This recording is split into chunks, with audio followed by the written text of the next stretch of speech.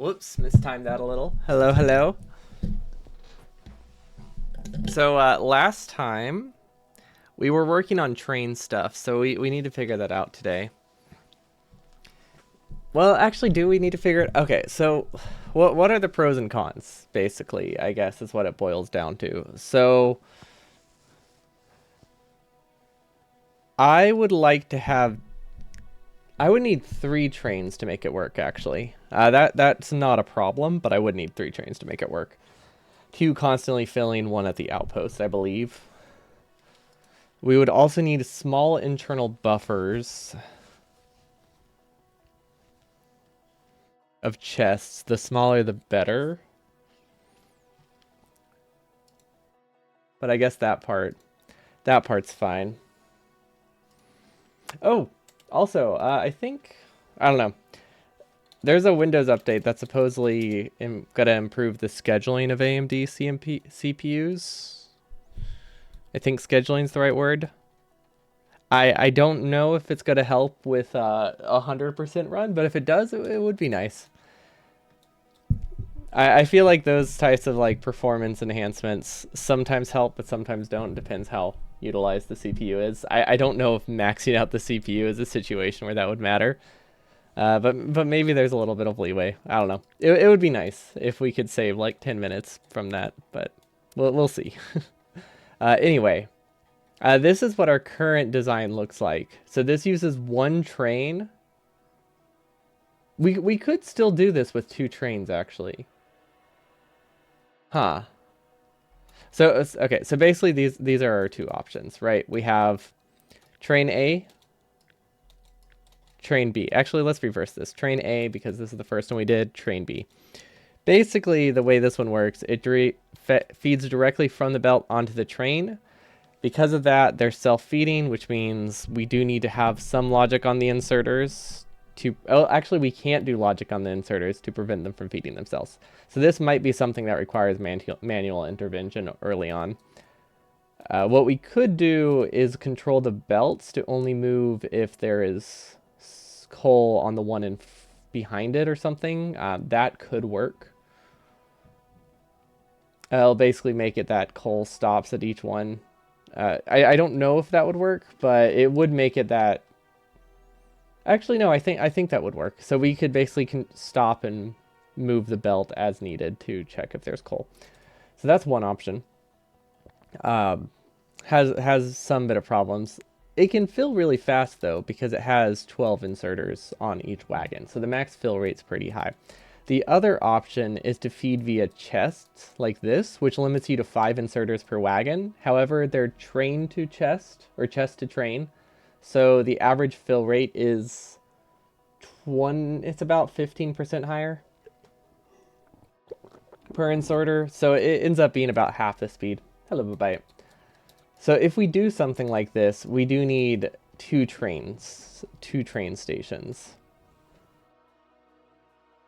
But it is possible that we could do the idea of having 2 train. We could still do 2 trains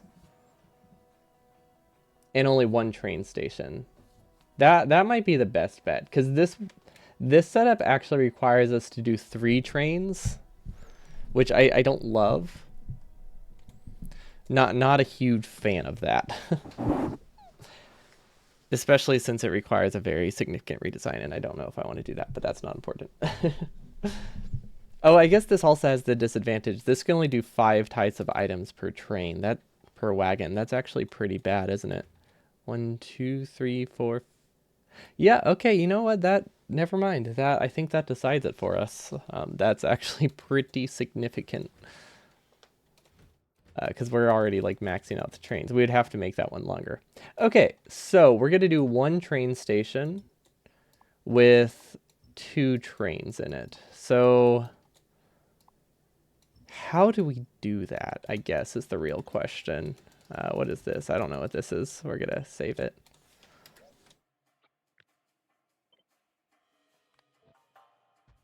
Okay. So we need a waiting area. That's obvious. What else do we need? Should I do 2 train stops? I could do multiple train stops. I don't know if that's necessary, but it might make things a little bit easier. We haven't set up that train. So yeah, we need a waiting area here. And I should probably make it... Honestly, I should make it one-sided. I don't think there's any reason for this section to be symmetrical. Actually, it can't be symmetrical. If we're doing 2 trains, it just legitimately can't be symmetrical. So that's silly. Why would I plan around that? Also, when you say meep meep, is that like... I'm picturing Roadrunner sounds. Is that what you're going for? Actually, does he say meep meep or beep beep? I always imagine it's meep meep, but it could be beep beep.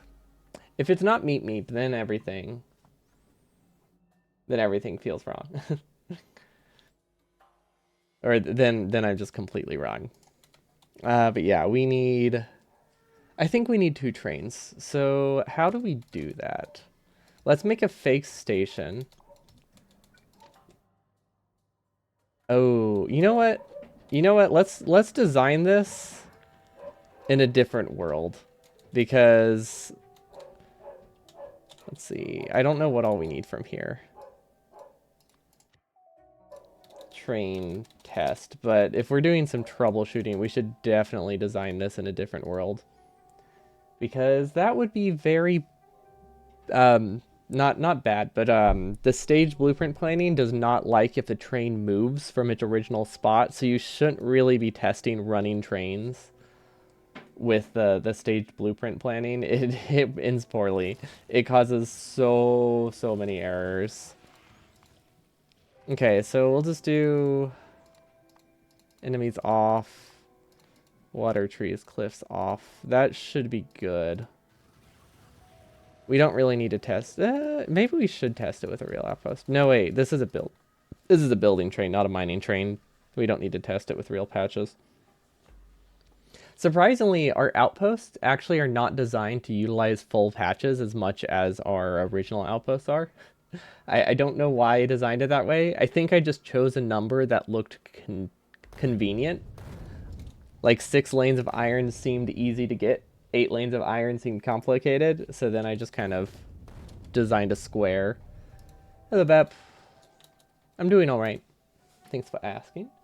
Yeah, we're back to streaming at least. I'll have a little bit of an inconsistent streaming schedule for the next probably month or so. So Burner Hundo is definitely delayed until the end of September because of that. And then, or maybe early October. I don't see it being delayed past expansion because we're pretty close to being done with the base. But it definitely won't be ready by tomorrow. I was hoping it would be ready by tomorrow, but then things got hectic. But yeah, Burner Hundo designs. I am trying to figure out trains right now. So this is going to be a lot of throwing my head against a wall because I am not good with trains, to put it lightly. Okay, so let's assume...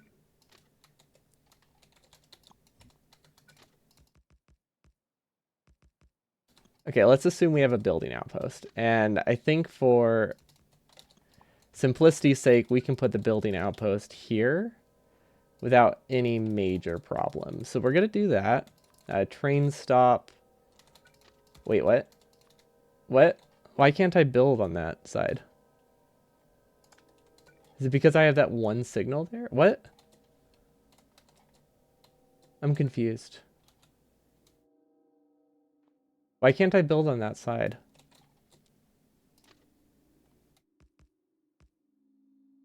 Like I said, I don't know train.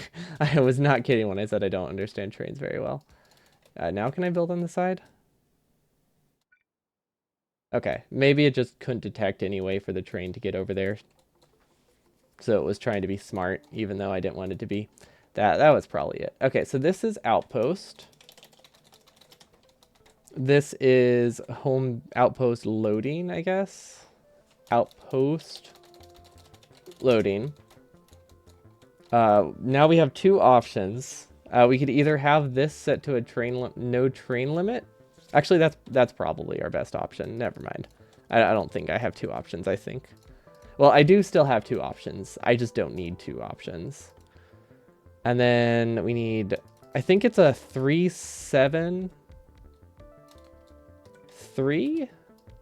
We can technically make do with two. With our new design, we could probably make do with 2-7-2. That doesn't necessarily...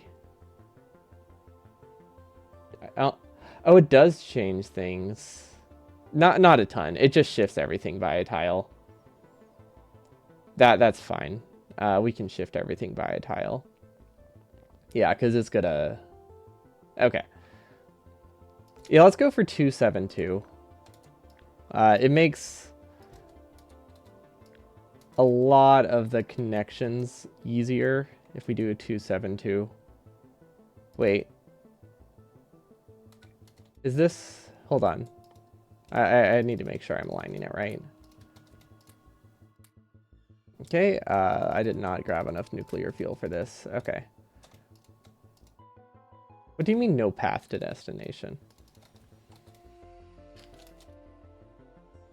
How do I get in the train? Okay.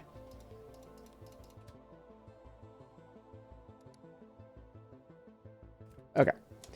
There we go. That definitely is not right. Yeah, I'm already out of trains in like seconds. Look how fast we are. We just started a new game.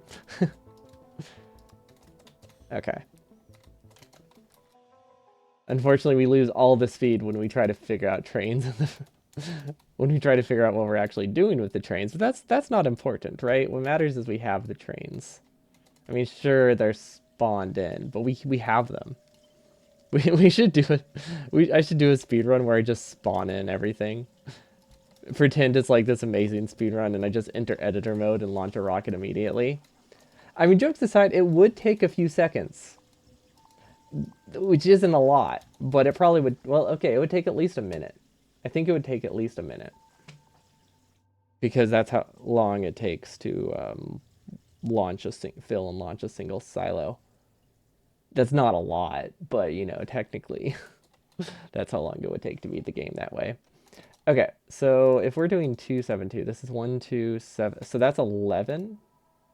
So let's actually change this to 11, which is a really weird number. Okay, so this goes back. That goes back here. Okay. And then we'll name this outpost loading. Okay. So the idea is that this train can wait here while it's filling. And then what? Then I have a chain signal maybe? Is that what I need?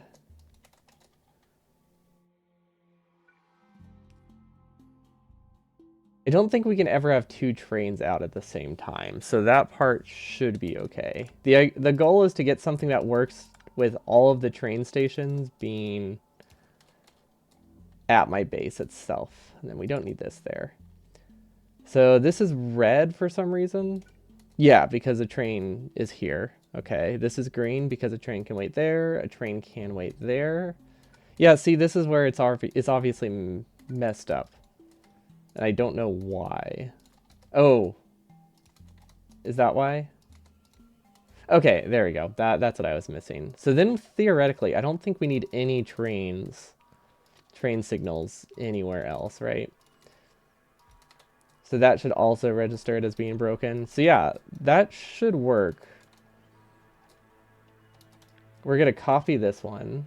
Actually, we're going to give it, let's do time past 30. Time past 30.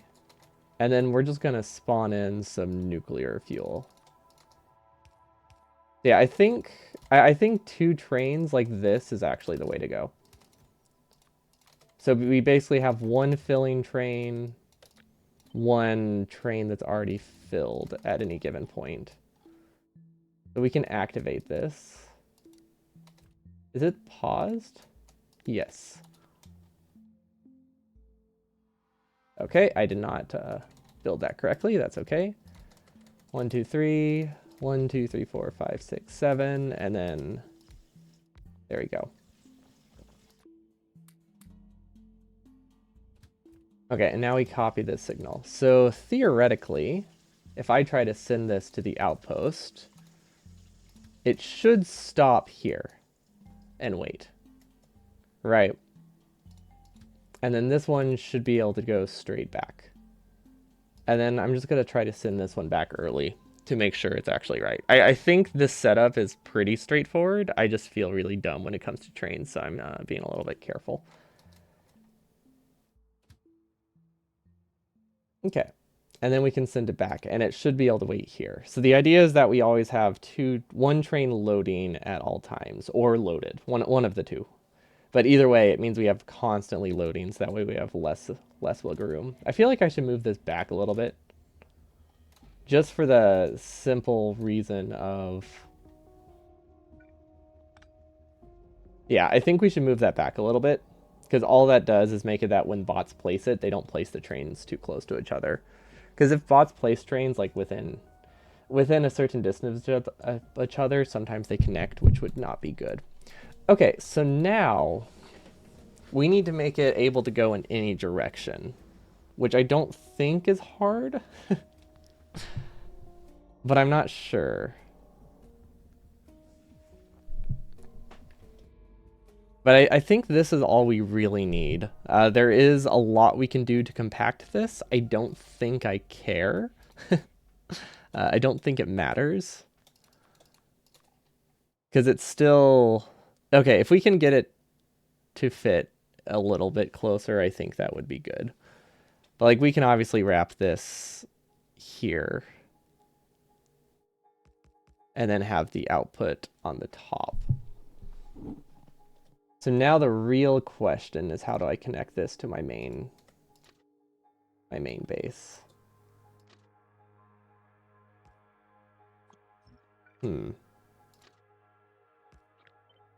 So I want this to be centered, just because it looks nice. I think so.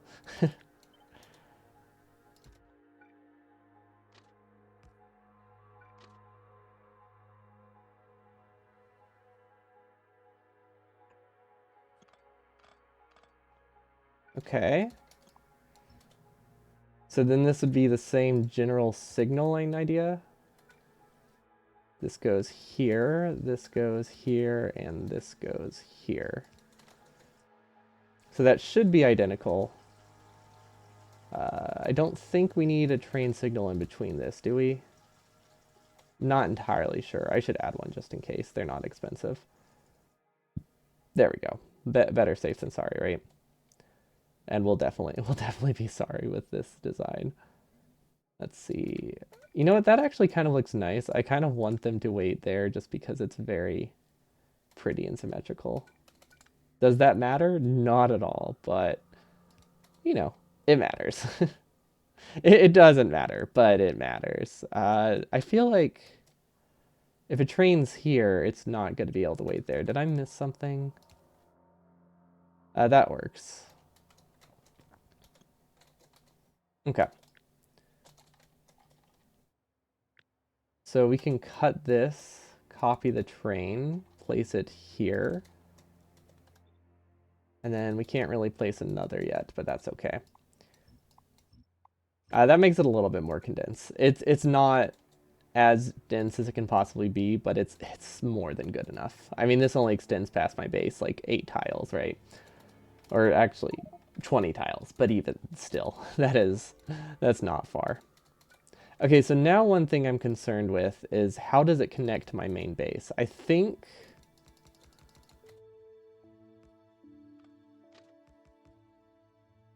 this will never be on the same section as my building train or my resupply train, right? That's my concern. How do we do the resupply train? Actually, how do I do the resupply train? Theoretically, the resupply train should be real close to this. Oh, we could put it there. No, we can definitely put the resupply train here. We could also put it just in some random spot, like off to the side maybe. So maybe I shouldn't be that concerned. Yeah, we have a lot of spots where we could theoretically branch off the train. And by a lot, I mean like 2. Basically, the train just has a couple different exit points, and I don't think any of these need signals. So if I place a train stop here, all of these should be the same color, which is what I want. Oh wait, no, not that. That shouldn't be the same color.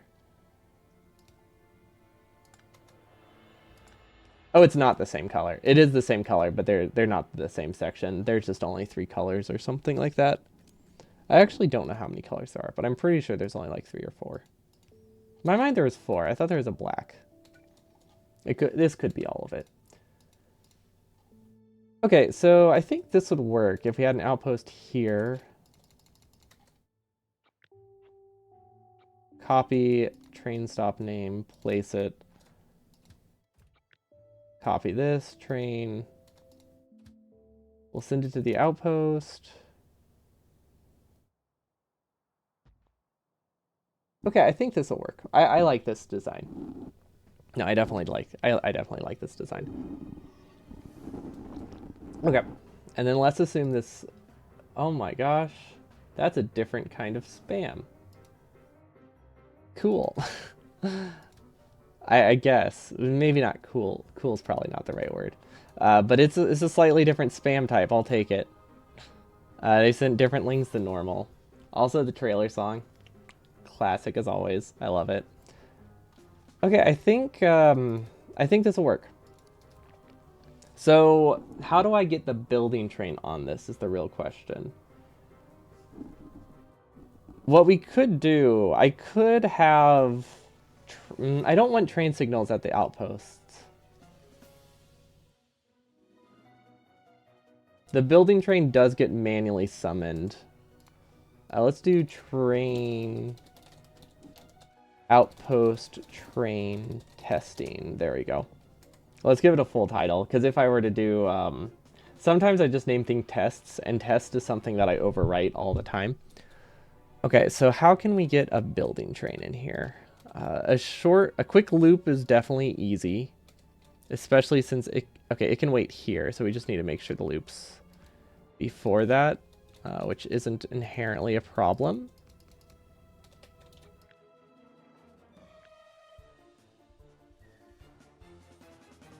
There we go. Okay, so the building train, or resupply train, this one should obviously be symmetrical somehow. How did I break that?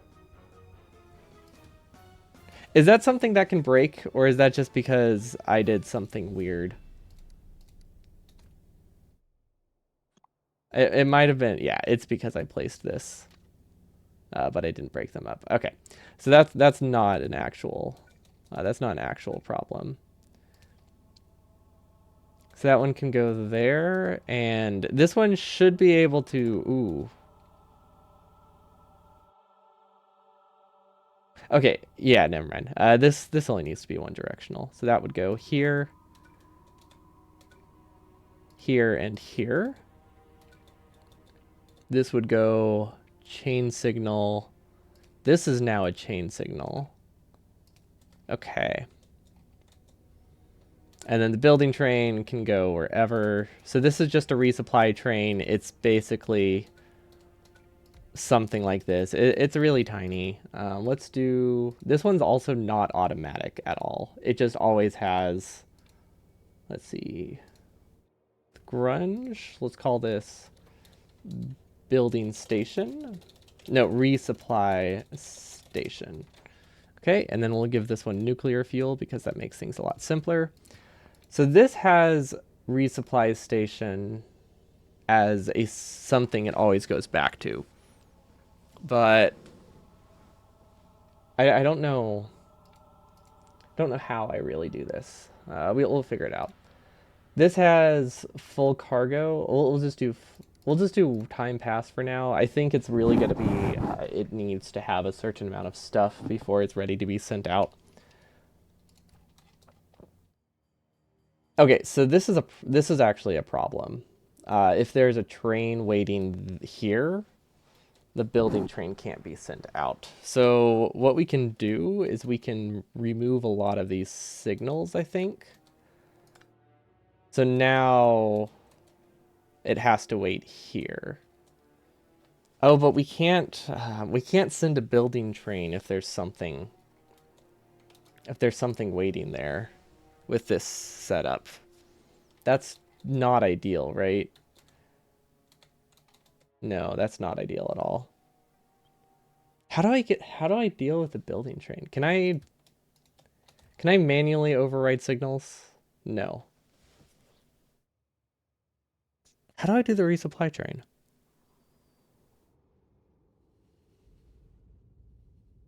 Because I can't have signals at the out. I shouldn't have signals at the outpost, right? Should I have signals at the outpost? I probably shouldn't, but what if I'm supposed to? What if I'm supposed to? Uh, Derek's 100% blueprints. What do his outposts look like? Those are the wrong outposts. I always look up the word outpost when it's normally the thing I'm supposed to be looking up is green circuit, which has pictures of green circuits. That would be this one. Okay. Whoa. I forget how much uh, messier and compact their design is. Although that is only 72 assemblers. So it is the same amount of assemblers as we have for Outpost. Of course, theirs are working at full speed and ours are working at like 70% speed. So, that's an important distinction. And also, I'm pretty sure those numbers are wrong. It's probably more like 50 versus 200 because I bet they get like double production. Anyway, the thing that I'm looking for is signaling, and it doesn't look like they have any. Does anyone here know how their signaling works for the building train? Do I have a save with that? Normal 100 design. Because yeah, I'm not great with trains. I guess one option, I could just not have the supply train be signaled. I could also, if I just use the supply train only whenever I have an outpost not being built, that's not the end of the world. That's really not the end of the world. So that is an option. I do need to change where my train signals are for the waiting, because currently there's not enough space. But that's not it's not really an issue. Where does their train get loaded anyway? I just realized I have my train doing a loop, which is definitely not space efficient. But I guess that's fine because I need to be able to hold two trains. I need it to have a loop.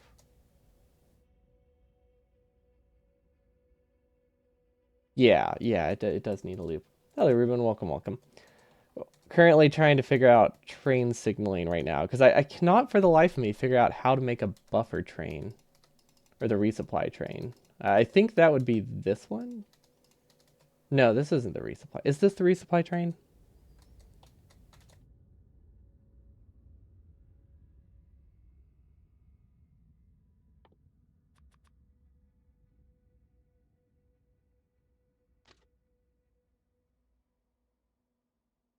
Oh, okay.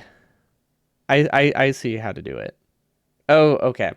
So I don't have to have the train signals at the outpost, but I do have to have train signals in my base. It's really that easy, huh? What is this? Does anybody know what this does? What is this? How does that work? What purpose does that serve? Huh. Well, how does that even work? That's not directly across from it. Okay, now I'm just curious. What does that do? And how are they able to place that for a two-headed train? Maybe this isn't one of the two-headed ones. I don't know. Because normally if you do a two-way track, you have to place them directly across. It won't let you place it anywhere else. So how the heck did they do that? And what purpose does it serve? Oh, well, that's not important. What's important is I figured out how to do the resupply train.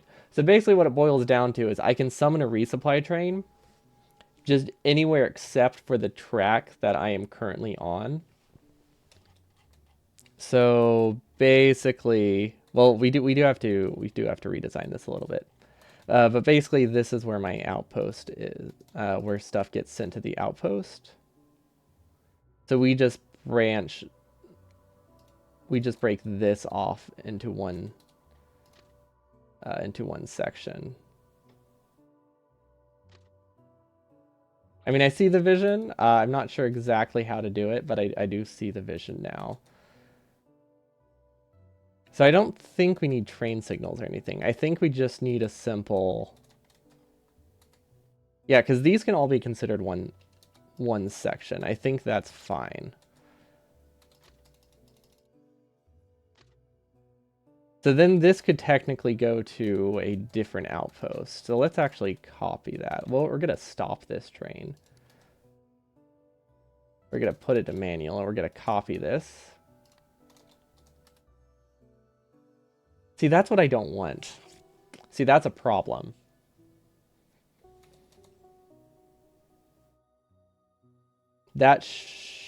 Is that just because... Oh, hold on, that might be because I... That might be because I set it to manual. Oh, am I just missing this part? I might have just been missing that. No, because this sees this as somewhere it can go. And it would stop there. I don't want it to stop there.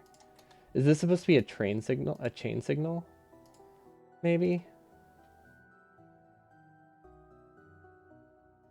See, it can still stop there, though. I thought I had a better understanding of it, but apparently I do not. Maybe I should just load the normal 100% in a different save.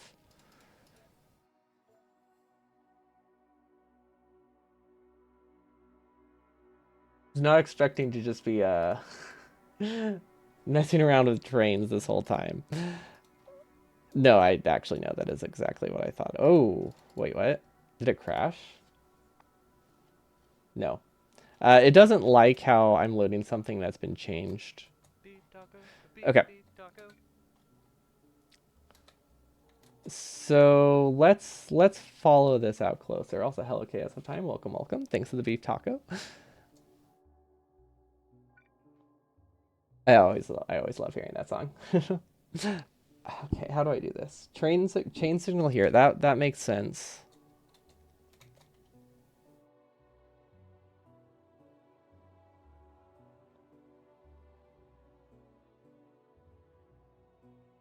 What is this design? I don't understand this at all. But I do, I think I understand the chain signals. How did they place this? Hold on. I need to ask someone who knows more about trains real quick. That they're not here yet, so I'll just send a message. Let's see.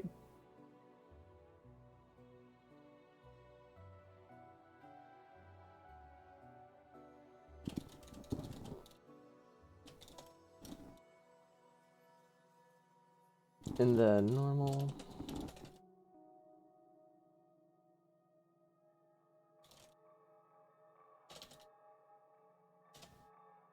Okay.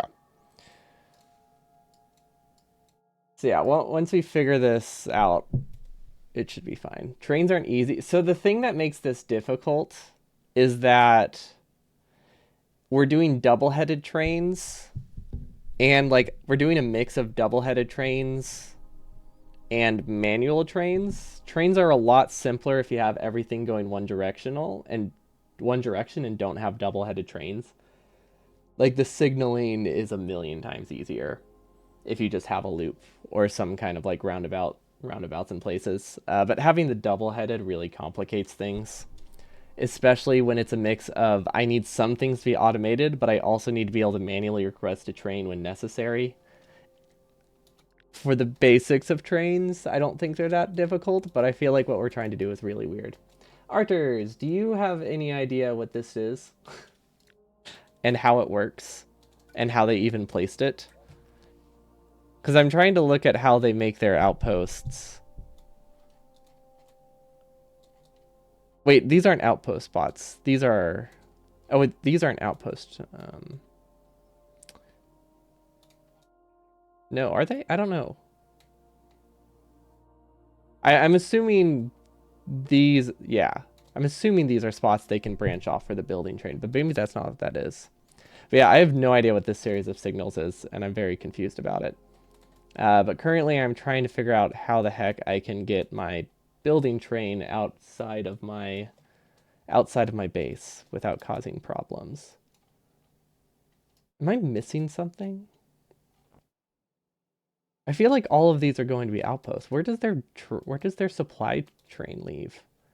Can their supply train only leave at one point? Is that what I'm missing? Or it can leave here, maybe? Maybe it leaves there. It can leave here.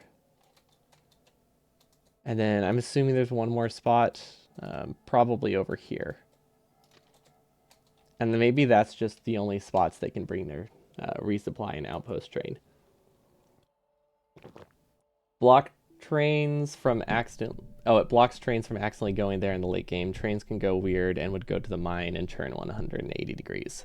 Ah. That's weird. Uh, can that break things or does it just slow things down? I guess it would depend on the mining outpost. That's bizarre. Why would they try to go that way?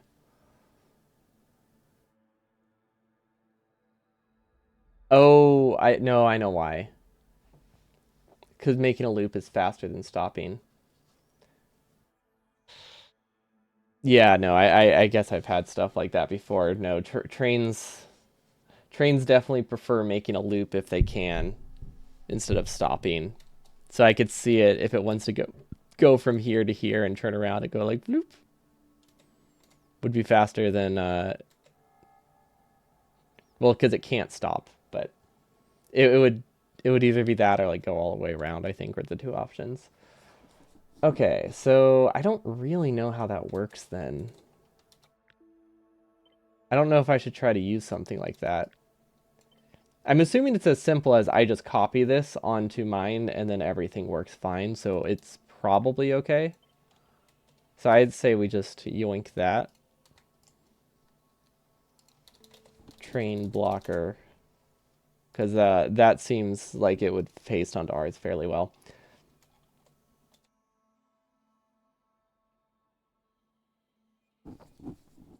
Yeah, I cannot figure out how to get my outpost train out of my base.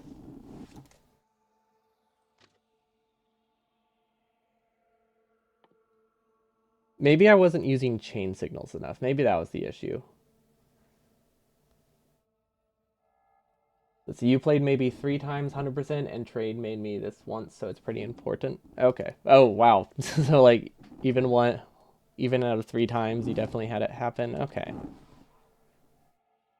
Then yeah, I'll see if I can utilize that. The real question is how did they even build it though? Like I can genuinely not figure out how to build it. Is that all I needed? Is that all I needed? Did I just need chain signals?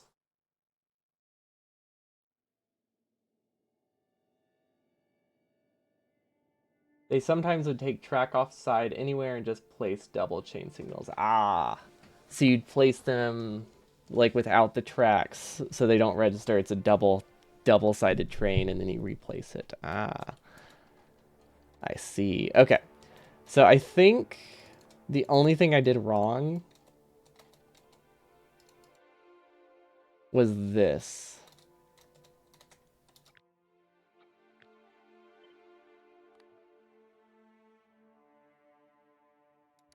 Okay, let's see where this goes. Never mind. This won't work. Nope. How do I get it to not go there? I mean, realistically, this won't happen, so maybe it's fine. Hmm.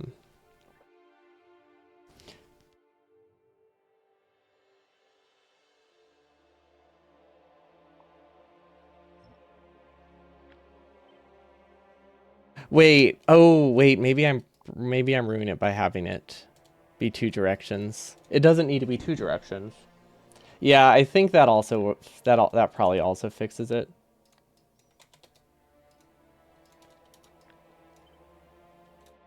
I guess it's actually going to be um, also controlled by logic as well.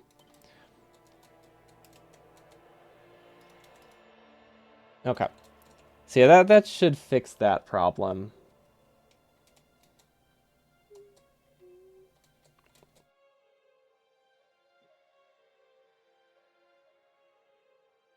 Okay, so now if I try to send this somewhere, why did that do something?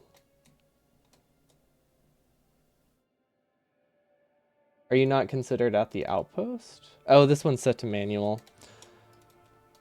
Okay, I see the issue there. Okay, so this goes to outpost. There you go. See, Nefem's had this problem too with mine, so he just added max trains. Okay, well that always makes it feel a little better. I'm not alone. And then we'll send this back to the outpost. So this doesn't have a path. And I think that's because there's just nowhere for it to go, right?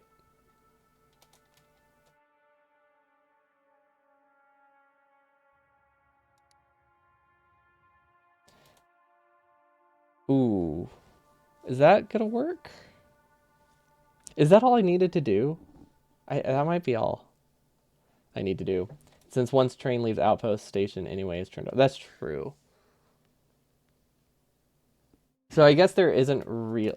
So the situation that I'm worried about now would be, what if this branches into two paths?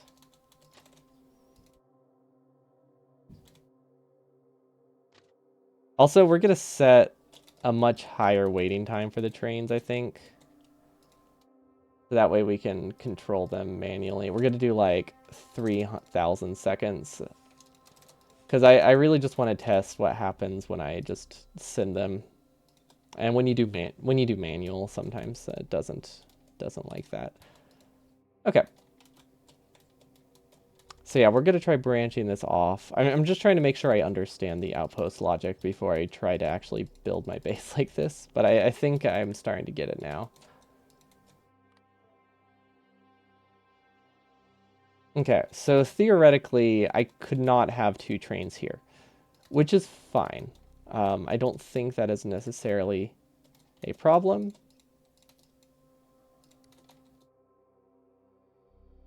No, see, it shouldn't have been able to go there, right? Yeah, something's wrong with my signaling. Because I want to train, just any train here, I wanted to block the entire thing. Because this is blocking any way for my building train to leave. But basically, that's I guess the problem that I'm trying to solve is how the heck do I get my building train to be able to leave without having another train, just any train like blocking it. Because really, I only need to be able to have two trains out at any given point. Like, if a building train is here, I want to be able to send a resupply. Sorry, I keep calling it the building train. If my building train is here, I want my resupply train to be able to go to a nearby track. Not necessarily the same one, but I want it to be able to stop, say, here. I want to be able to send this building train here.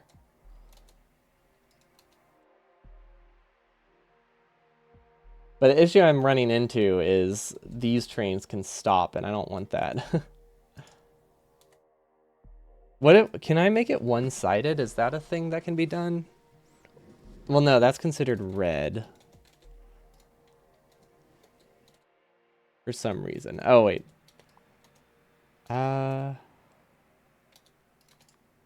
Let's do locomotive and a wagon filter so we can delete things. Can it be one-sided? Does that break things? I think that breaks things. Because I want to split the track, but I don't want the train to be able to stop there. Actually, why can't it stop there? It's a chain signal. Oh, wait. Do I not have a chain signal early enough? Is that my problem? That might be my problem. Is it that easy? Hold on, it might be that easy.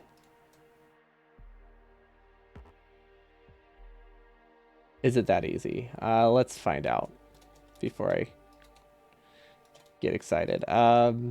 Relative. Let's see. Really using secondary track for private train? This stays on track more or less, only riding time? I'm not sure what you mean by that. So it's not that I'm going to bring a secondary track for the supply train. It just, I imagine there will be a secondary track to use. But also, I can't figure out how to make it work by having a track here. That's the main thing. The thing I can't figure out is how to avoid train signals for the supply train if it's ever on the same track.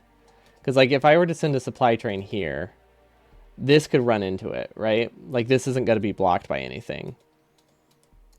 So I want a supply train to be able to stop here while my building train is here without having this automatically crash into it. Because this is currently not blocked by anything.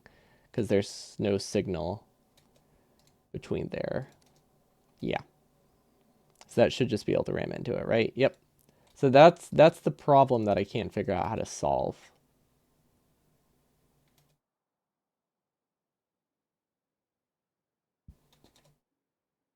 So it's not necessarily that I'll be dragging a track for the resupply train, but I don't know how to make them not hit each other when they're outside of the outpost, because I am assuming I don't want to have to be building signals while I'm at the outposts. Unless maybe they do. Maybe that's common. I feel like they don't, but I could be wrong. But I don't think there's any signals outside of the train. Outside of the mining outposts and the build but I don't think the green chip outposts have any signals. Is this okay. Realistically, what if I just only send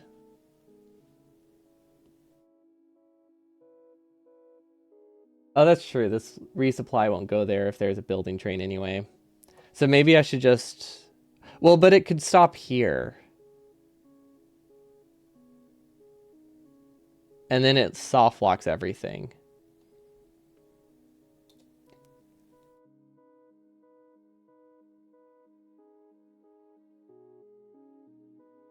Right? Maybe it doesn't. Maybe that was the old design.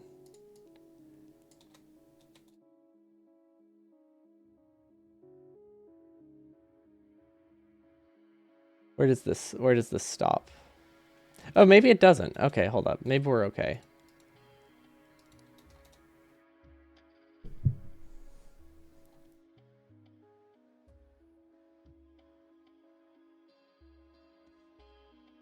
Oh, maybe that is okay.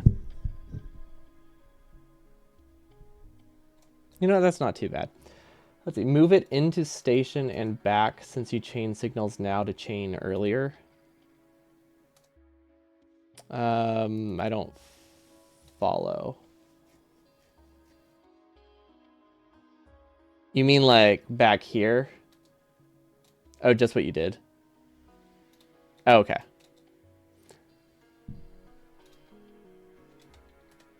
So I think theoretically this works. I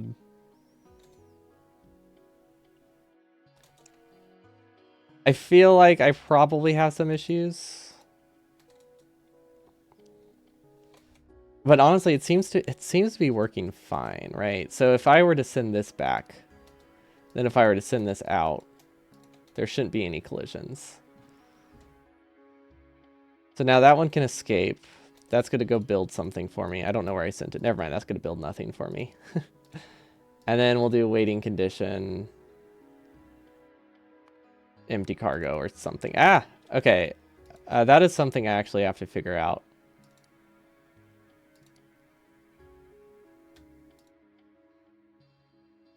What's the best way to handle the resupply thing? Should I just do that? Give it like 2 minutes? That's probably what I do. Just type a bunch of numbers until I clear it manually. That's probably the fastest way. Okay, so that's going to be there. So now this shouldn't be able to make it out there, right? Well, that one's going to go to the other one. That's fine. Now this one should be good. Okay, I mean, yeah. Now if I send this back, I think everything's fine. This does add up to a 3-minute delay for the building train, or for the resupply train, if I happen to send it on the same track as another train. I don't think that's the end of the world, though. Because, yeah, this can't... So we need to wait for this to unload, but that's about 3 minutes. Okay, I think I'm happy with this. So this right here is one of the key parts of it. That part's pretty easy. So this is just... I don't even know why I made a blueprint of this. Double chain. And then this part in the middle. There's definitely a way to compact this, but honestly, I don't really need to compact it, so I think it's fine. The building train, realistically, I don't summon very often. Let's see, they use 2 minutes past since it's easy to make. Yeah, that makes sense. Because it's just dragging this as far over as it can go.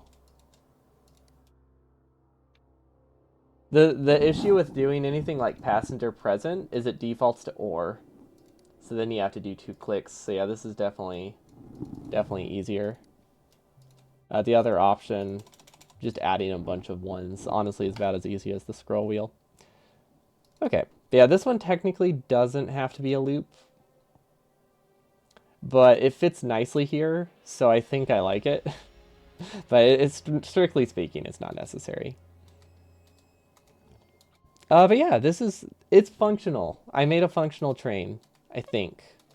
I mean, we'll have to stress test it some more, but I think it works. Train station. Let's go. Okay. Yeah, we can live with that. We should probably save train testing, though. Okay. So, basically, see, you made trains without you, at least it works. Yeah, yours probably would be a lot cleaner. Or more compact, at least. But I needed to get this done before I could really do anything else. This was like a huge hurdle for me figuring out how much space I had to set up the actual train loaders. And I wanted to get that done today, so we'll have to make do with what I got. Even if it's not as fancy as your... I really like your... I really like the in-place like oil refining one. It looks so clean. Well, okay, clean isn't the right word. Compact. Actually, no, it's pretty clean. No, it has a lot of loops, but it is very clean. This one, not clean, but it's real cool. It is terrifying. I would never try crossing tracks. You are confident in your ability to make a train. Okay, so yeah. Let's. Oof. Okay.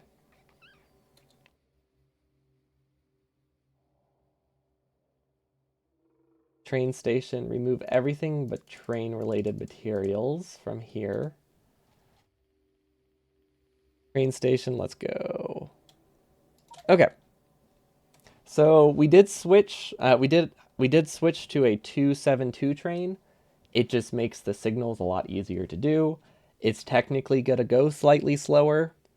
It's not going to go that slow though, so it's fine. Now, if I was doing a single train, I would not have considered that a positive, right? Like I wouldn't have wanted to make that trade. Oh gosh, which one's the new one? But since we have two trains, we can afford loading at any given point. We can afford to make the train load marginally slower. It's not the end of the world. So yeah, unfortunately, this does go a little bit past the top of the train. My base, I really don't think that's a problem. It's gonna waste like a little bit. Let's see. Have Derek stream in background since today is Derek versus Chat. Chat is in middle and fourth side, while Derek barely starts second. Quantity is quality in its own. What does that mean? What do you mean Derek versus Chat? And this is what it's. Ah, I mean, you know, you gotta. is it like biter battles thing?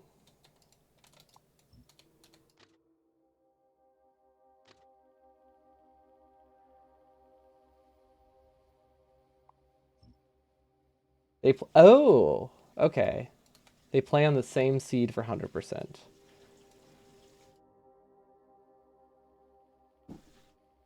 Is chat working together? How's this balanced?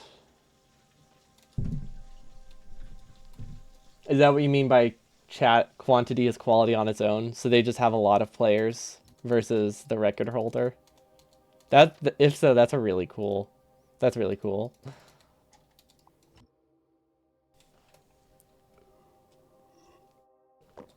Chat is playing. Okay, so it is that one. That does make sense.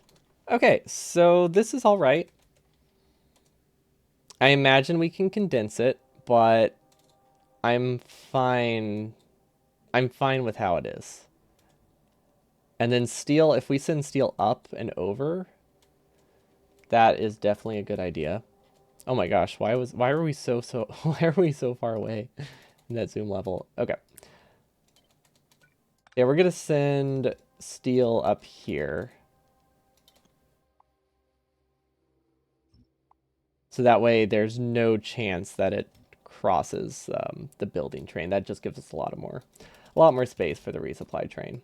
I can't wait for us to not need a resupply train at all after all that work. Because honestly, the resupply train, while convenient, it doesn't save a whole lot of time. Like, I mean, it does save time, obviously. It saves time. But for a 12-hour run, the amount of time it would take for me to run back to the base versus wait for a resupply train, they're not going to be that different from each other. But you know, just in case we decide to run this again and try to get the time lower, let's do the fun things. Okay, so that gives me plenty of space here to load the resupply train. I have no idea what needs to be on it. Absolutely no idea what needs to be on it. Obviously a lot of rails. Should I have it be like super fast? Probably not. I can probably just do one locomotive. Actually, how does that work? I keep forgetting to test it. How does acceleration work in this game? That sounds like a really dumb thing to say, but nah, I don't really want to test on this world. If you have two locomotives versus one locomotive, are they different speeds? Like, do they accelerate different, or is it... Because I know people recommend 1:4 a lot as, like, the optimal ratio. Is that, like... Is that just when diminishing returns start?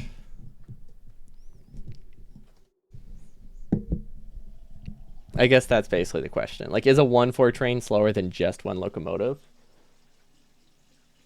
In terms of acceleration? Because I could see it just being a, oh, this is a good balance problem. Rails, roboports, poles. Max speed, you think is the same. Okay, so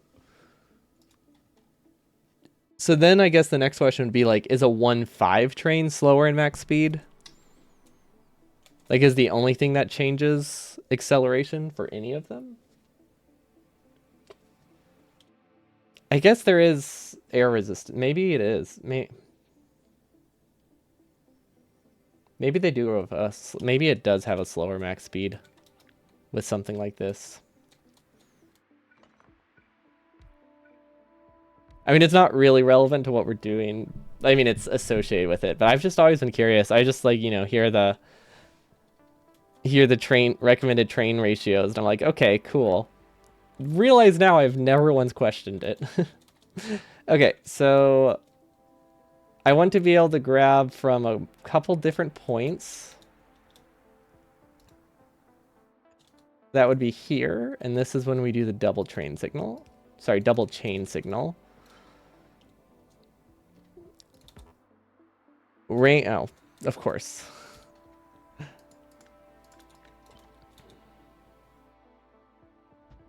Oops, that looks ugly. Let's move that over. There we go. Does that affect the performance? No, but it does look nicer. And then I don't like having signals as close as they can be because they kind of freak me out whenever they overlap on the same square. I don't think it causes problems, but I don't want to find out. But I'm fairly certain it doesn't cause problems.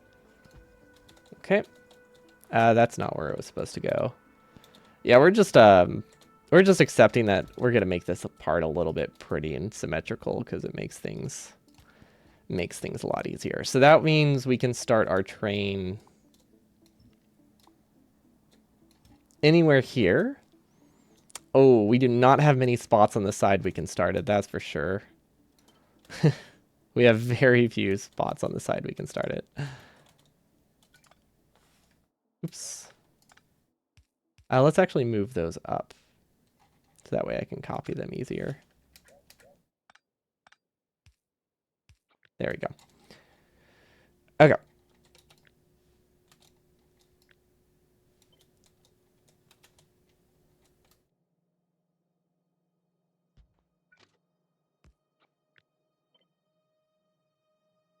Yeah, we definitely... We could technically grab from the middle.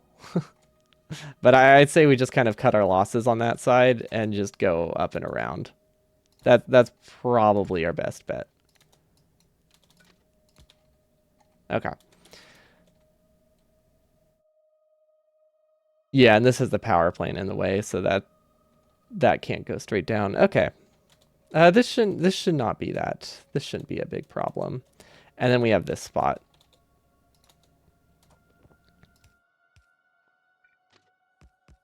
Which realistically, it won't be able to go down because this is where our base is. But we'll have it either way. Let's see. You're scared for elevated rails? What they will... Oh gosh, elevated rails. I feel like with elevated rails, there will be an easy way to just set up everything here without any signals, and it would just be a good idea. Maybe not. I don't know. They might be expensive. They might be more expensive. I don't really know. Ooh, right. We haven't attached the stone blueprint yet, have we?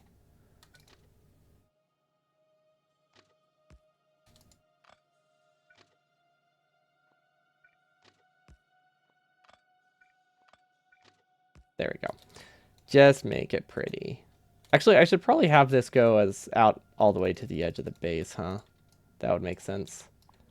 Yeah, that does make that does track. It would be weird if they weren't more expensive.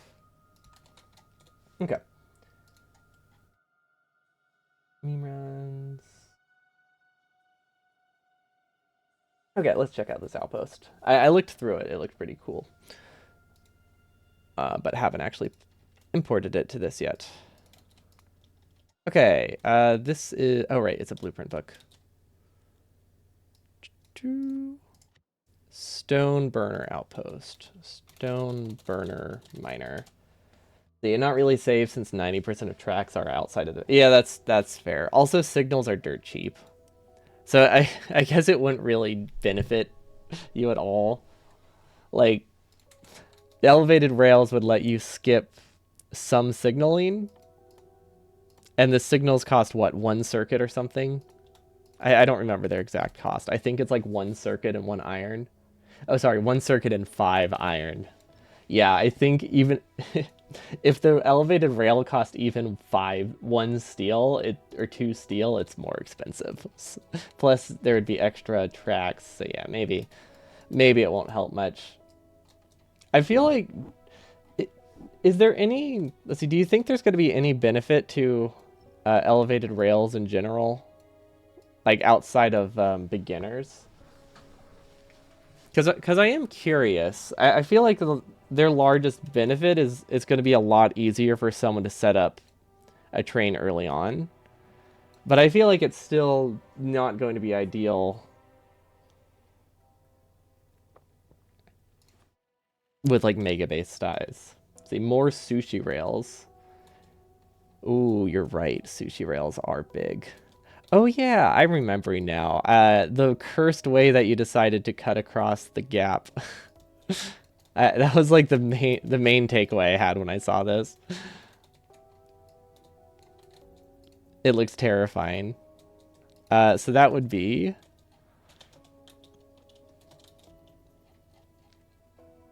I clicked off of it. There we go. Yeah, that thing. This thing right here.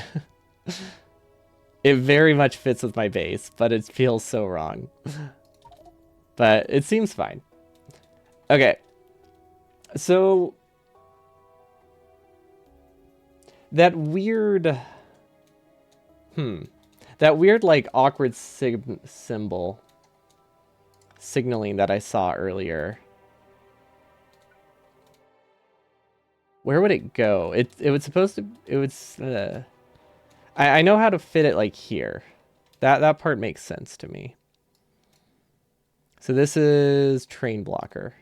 Yeah. So, like, I know it would fit here. No problem.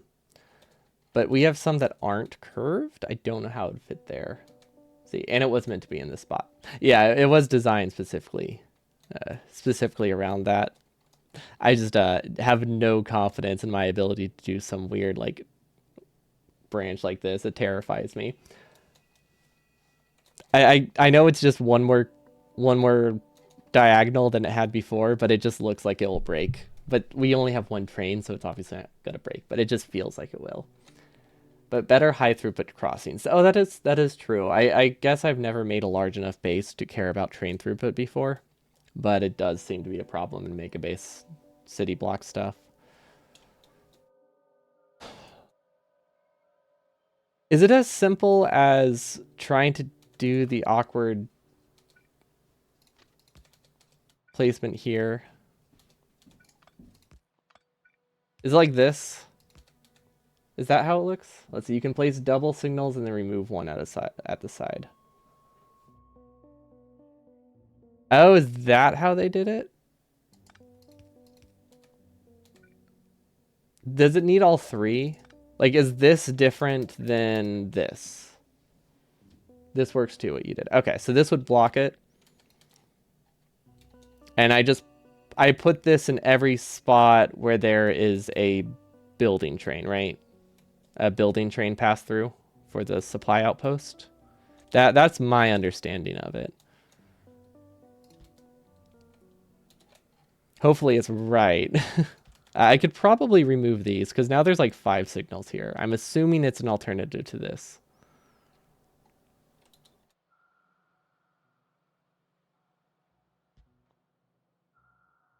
For late stages. Oh, okay. So I don't need to place it until the building train's up. Okay, so I was actually just pasting it on the wrong layer, but this works.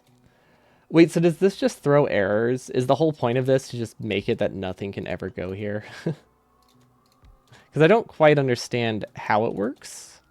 It just seems like it does work. And I'm just rolling with that. Ooh, does it matter which side the double is on? Probably not. Because it's not like I'm flipping it, right? Yeah, this should be fine.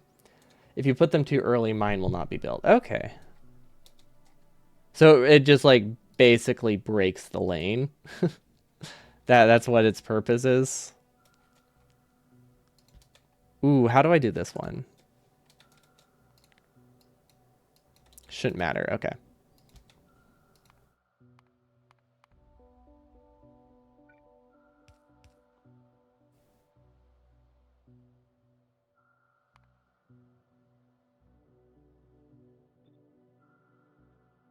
Okay, so we'll definitely do... I feel like I should have made those like really late stage. I'm hoping all of my miners are built by this point, but there is a chance they're not. Okay, so this one...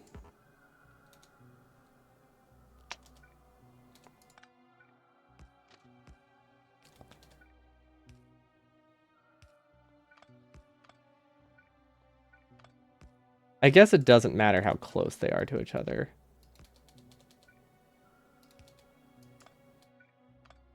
Hmm.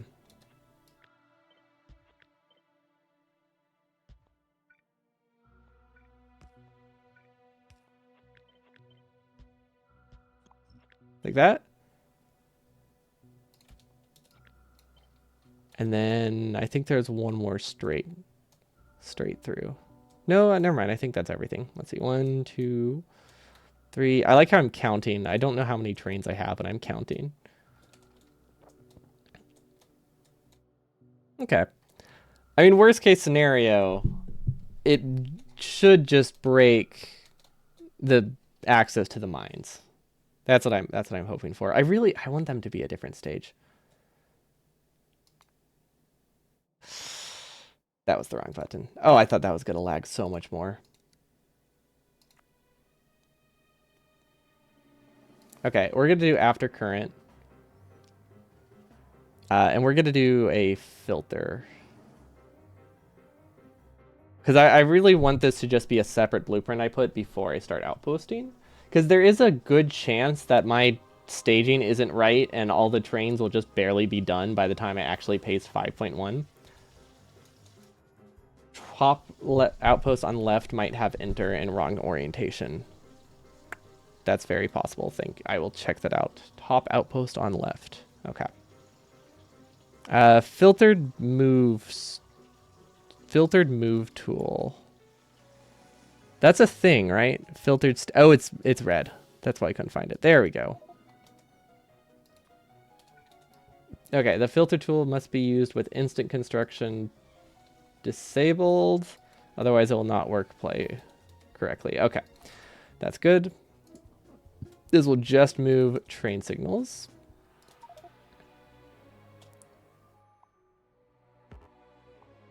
We did not add any filter. Wait, what?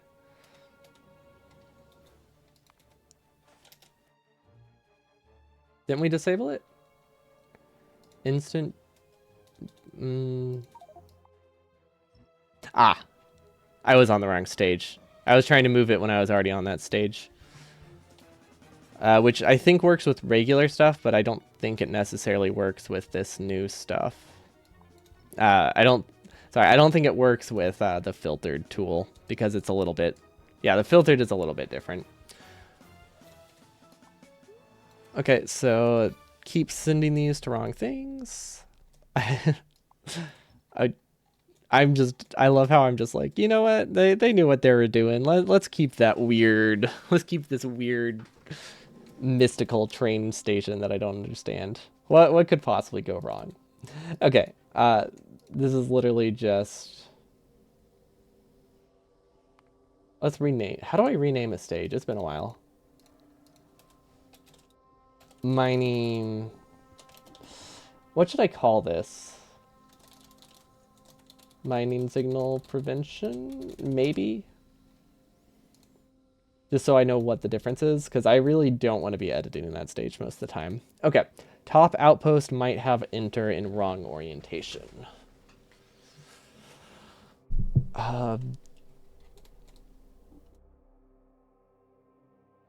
You mean for these things, or just for the...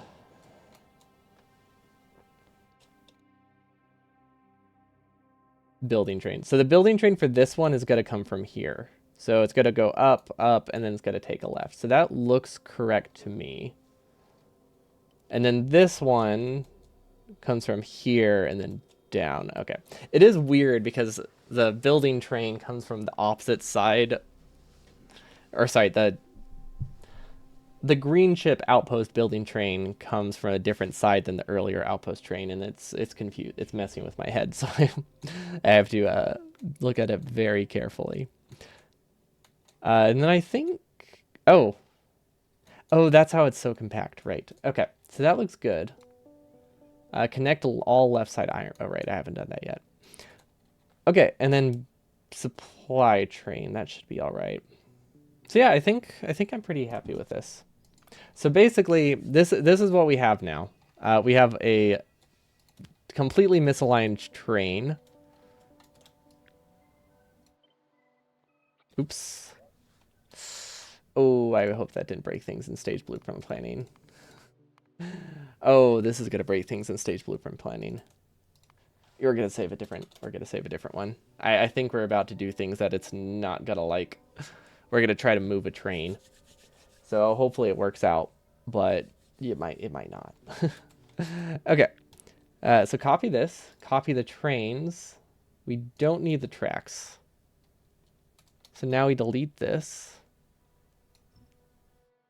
Oh, but I want to turn instant deconstruction back on. Okay. And now, how do I get it to line up? Can I not get it to snap? Oh, but if I move it, things break. Okay, I know what to do. The easiest option is to just rebuild it.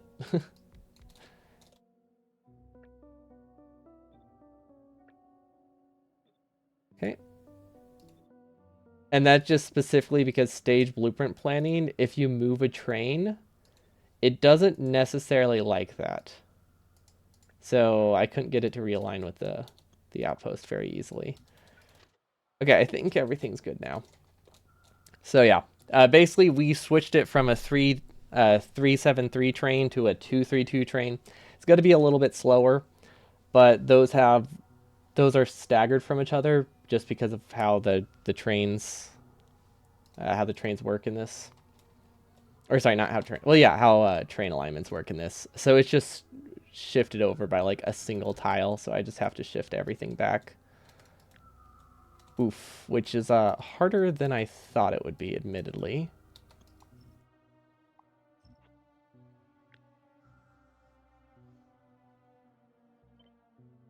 Don't need to remind you, trains in this mod is a nightmare. Okay, I wasn't sure if you ever like used. I guess you've probably seen Nephrem's work on his base, but train stuff. I think we still have errors over here that we'll need to get rid of. We haven't rebuilt the stages in a while. I think that'll clear it. But we might have to like just copy everything to a new map at some point because I think there are some errors that we just won't be able to get rid of. But yeah, that was before we realized what the issue was. So now anytime I mess with trains, I make a new save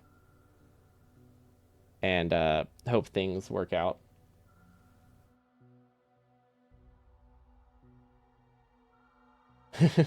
Because yeah, moving things bad. Now I don't know how much I need on my resupply train. It probably doesn't need to be that large. Like, how much rail am I realistically going to use to go 1,000 tiles? That's 500 rail, right? So like one wagon full of rails. Yeah, we should be good. Yeah.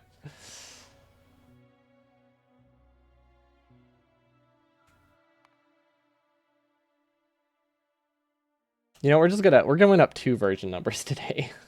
We haven't updated it in a while. I want to save as many backups as I can. I'm pretty sure we're approaching on like 5 gigabytes of just burner saves at this point. Okay, so we broke things, but I don't think we broke things that badly. That's good, right? That's a good sign. So this is purely burner inserters. Yeah, that seems good. I feel like I don't have enough burner inserters going in. Isn't this supposed to be double-sided? No, it is not. Okay, interesting. Oh, yeah, because we don't have 15 going in, we have 15 going out. That makes sense. But yeah, with this new design, we don't technically need as large of a buffer. I don't think it's worth redesigning it, but we don't need as large of a buffer. And then it looks like there's a very easy way for us to get coal here, which is nice. But yeah, our new design lets us fill trains while loading the train. Now, is there anything clever we can do with signaling here? Maybe. So we need to read the contents of all of them. And then this one enables if coal greater than 0? No, greater than 4. Oh, this might work. It might not. I think it might. I don't think this is a good way to do this.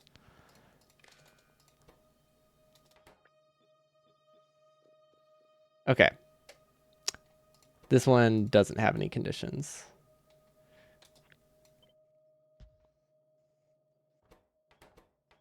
Four is not greater than 4 is not possible.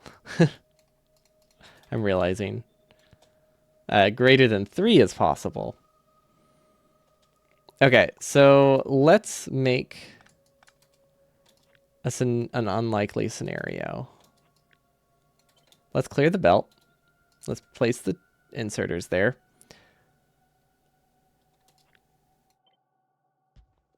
Okay.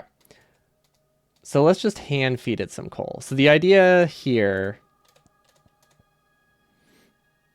is that we can't put the inserters on logic. Well, okay, we can't. We have to choose between putting the inserters on safety logic or overfilling logic. I don't know which is best.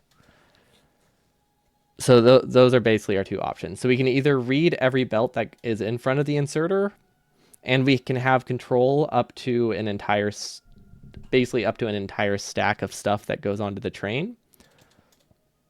Or we can have the inserters only go if there's coal on the belt. But honestly, I think this works. It is like 20 separate circuit networks, which admittedly not great. But I think it works. Basically, it just makes it that... And it should work really well for these ones. So yeah, maybe it's okay. Because like here, it's going to be a lot nicer. So yeah, basically just adds a few dozen circuit networks. Yeah. No, I think it works.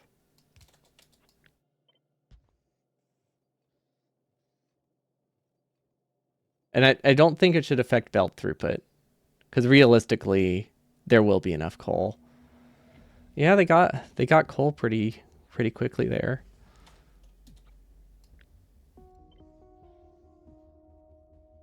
Okay, we're gonna keep that for now. Because I think it's really cool. That's basically it. I think it's really cool. And then everything else here gets their own circuit network. The alternating red and green, though, this is so visually messy. I can't understand what's happening here.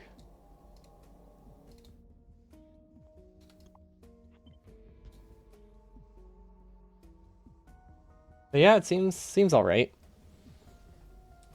It might be a little messy at low densities, but I think it's better than nothing. And I don't think it really has huge downsides. There is a small hit to performance, but if I feel like 50 small circuit networks is not going to be a significant hit to performance compared to the 50,000 inserters we're going to do. It really does just look like Christmas lights.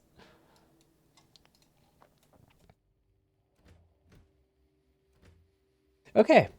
I think I'm happy with that. Currently, we're also filling the trains with coal. That's not going to be a problem.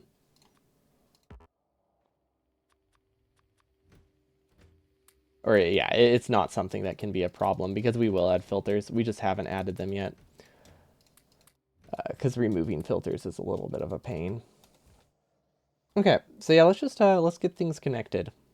So this is a solid fuel belt, right? I believe this is solid fuel. Don't know if the side matters. Where's the easiest source of solid fuel? I basically I want something that's fairly high prio. This isn't split that much. This is pretty much a full belt shared between these two lanes. I feel like these will have backed up by this point. Actually, this would be a safer option. Now let's grab from here. Actually, no. I guess all of these are built on this stage. Realistically, none of these are great options, but we're not sending a lot of solid fuel. Okay. Let's see. Can we make this gap? Yes, we can. Cool. Okay. And then I would also like to grab this fuel. I feel like we will have access to this fuel. We might as well plan for it. Oops. Does that work? No, it does not. Okay. Not a problem. But yeah, we aren't sending fuel to our outposts like we thought we were. So we do have significantly more fuel than we had originally anticipated. Yeah, we could grab from two lines. That's what this one is right now.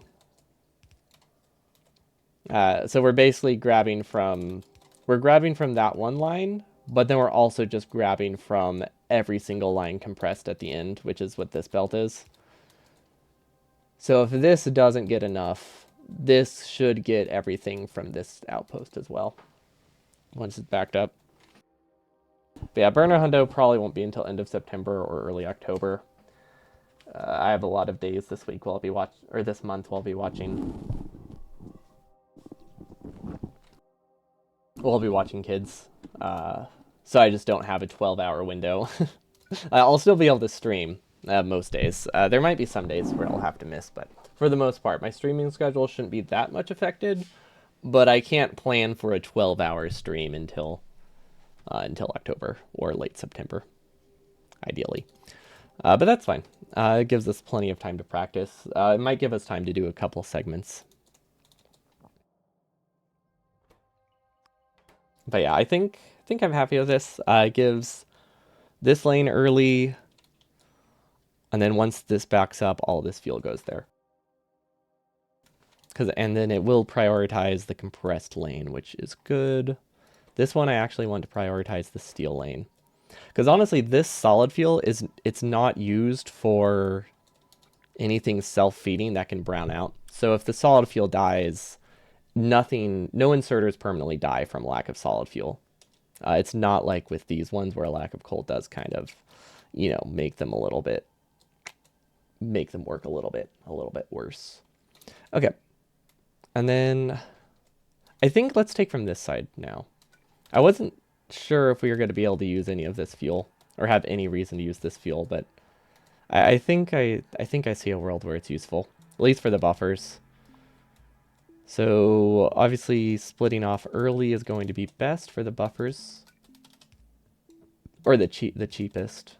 Not like cost is a huge issue, but saving red belt is very nice. Okay, and then this can go down, and this one can just be split into a yellow, I think. Yeah, throughput is not a problem here. Let's keep that yellow where we can. Okay. Don't know how those all got flipped around. There we go. Oh, you know what? I know how they all got flipped around. The controls I have are a little bit weird, so I keep letting go of shift. That's fine though. Not a problem. That's not an entity worth saving. That's okay. Okay, let's flip those. Put a splitter here. Continue that down. Looks like we can entity save as well. Actually, that spacing works out perfectly.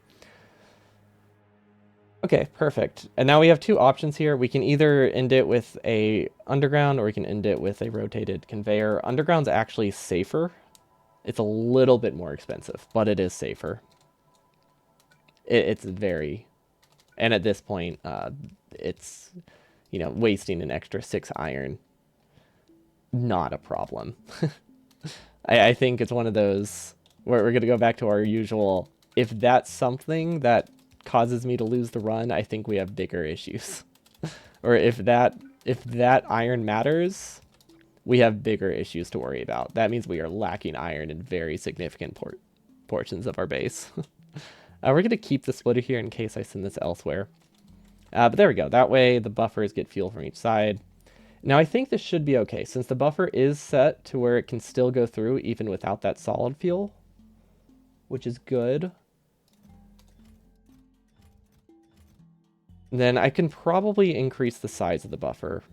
Actually, no. Now that we have 2 trains, the buffer is significantly less important. We're just keeping it because it's there. And it will help. I think the buffer is still a little bit necessary. Actually, it's really not. Well, yeah, okay. The buffer can help us do 2 trains quickly if we really need it. I don't think that's going to happen that often, but there might be times where we get 2 outposts close to each other. We can actually make use of that. One can dream, at least. Okay, and then I tried Tice tried redesigning the outpost a little bit. I wanted to go over that a little bit today. Actually, let's do that now. Let's do that now while it's on my mind. Because I think I did most of the train stuff that I wanted. I didn't want to do these connections quite yet because the numbers might change, and I don't want to spend too much time on that. But it comes down to the new outpost. So let's see, burners. Actually, let's just get the blueprint that I have.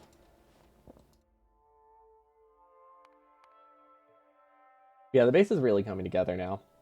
Like the to-do list I have, a lot of it is optional. There's very little just like straight up missing. So like the main thing that I'm missing is I have a bunch of spots I'm supposed to connect copper for bots, but I haven't actually, sent the belts up. It doesn't look like it'll be that hard, but it is messier than I would like it to be, but not a huge deal. I believe we also... we haven't quite set up starting oil and starting oil yet. I think we need a little bit of starting oil here before we build this large one, which I don't think is going to be difficult, but I think we should set up like 2 refineries in a different spot, because this is a bit much to build by hand, even a little bit of it. It's not designed around being hand built, as you can see by its weird underground connections. So we need a separate oil still. Oil cracking for petroleum, that's a separate thing actually. Hand-built oil. And then we need to go through and place roboports, but I think most of the bases, we have most of the base. And then we'll have like 2 or 3 days dedicated to staging and making sure things are in fact built. But I have something, why is there a tank there? Oh, you know what it is? I think we are brainstorming ways to crack down petroleum.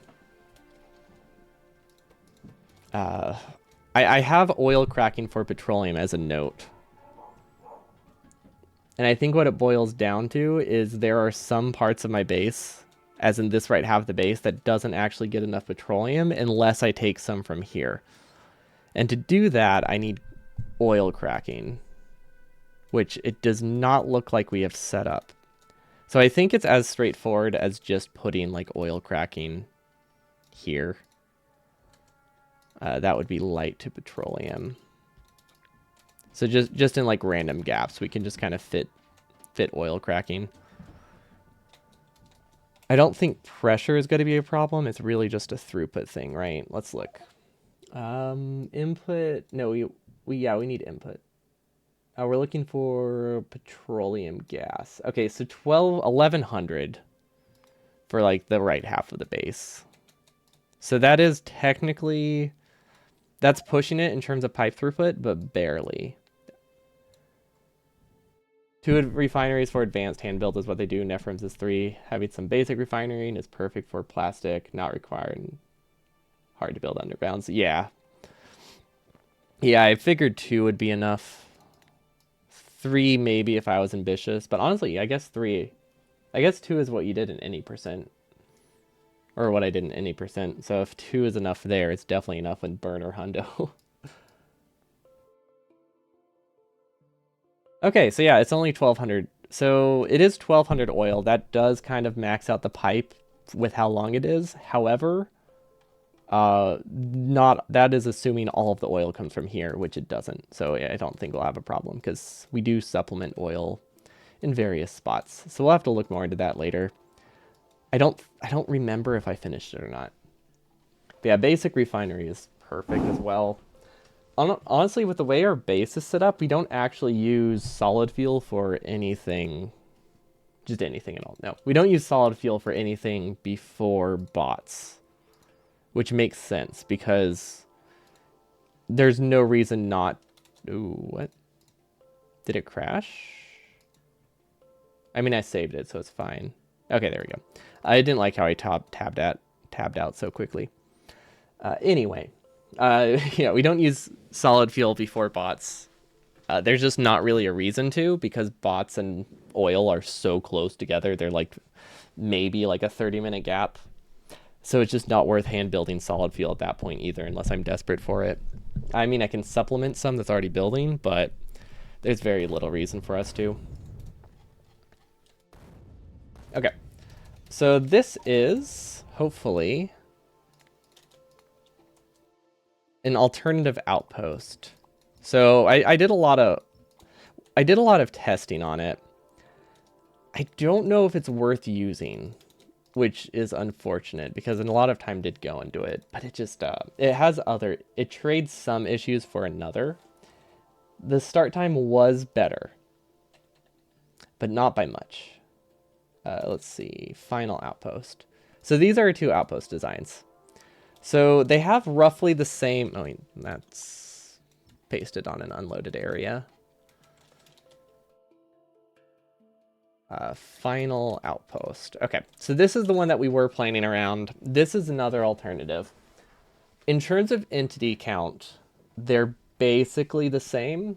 This one does use 200 fewer entities. However, it's not fully finished. So whenever it's missing an iron supplement lane, once those are added, I imagine the entity count is going to be basically identical. Let's eliminate the blinking. We don't need that right now. There we go. Okay. So this is our old design. As you can see, it's very spread out. However, it uses a lot of belt stubs, which is probably where the start time difference comes from, now that I think about it. Because belt stubs basically is just increasing the length of the belts for every single furnace by 3 tiles. Actually, more like 2.5 tiles. I guess it depends on the furnace. I can't really give it a good number like that, can I? But we'll say about 3 tiles for every furnace. The copper ones are a little bit weird, but every iron furnace, 3 extra tiles. So there's no sharing with those, so that is 1/3 of that. So that's an extra 300 tiles. It's not an extra 300 entities.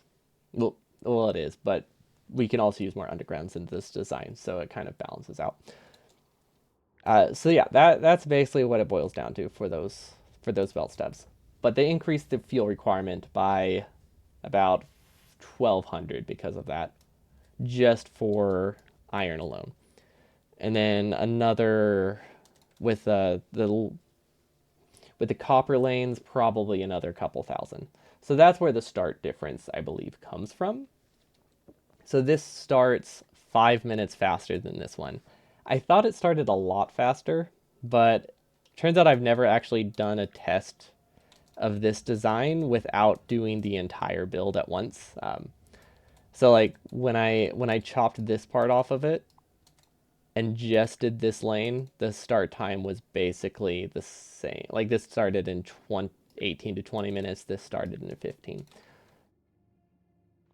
But it is, and the build time with bots also basically the same.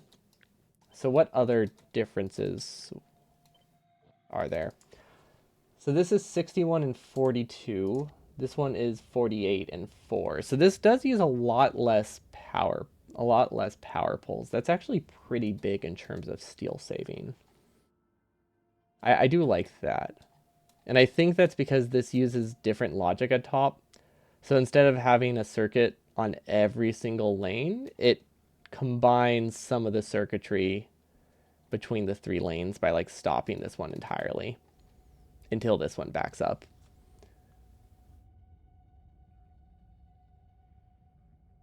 Which just makes it a little bit less important for fuel to be evenly distributed. But I think this one browned out a lot. So that's what we would need to fix. If we want to use this design, I put every single inserter on logic pretty much, which is not great. But performance-wise, it's fairly comparable. This one, though, these are not safe. So we have a couple options there. We can either connect this to... So this one's pretty safe. So what we could do... let's see. We can't piggyback off of this logic because that's a different lane. Honestly, as it is... Let's see, this is combining... Okay, so this... Oh, that's why it saves so many power poles.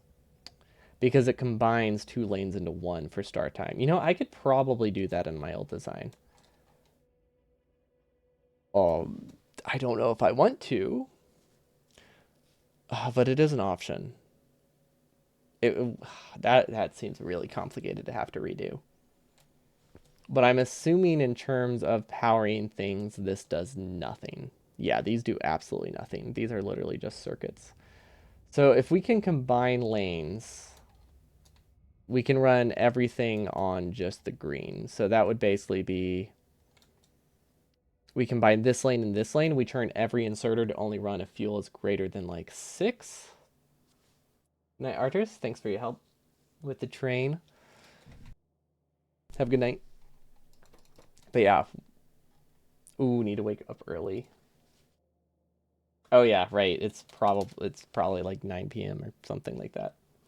I just looked outside. It's like 2 o'clock. Oh, sometimes I forget about time zones. But yeah, have a good one. Okay, so how could I combine these?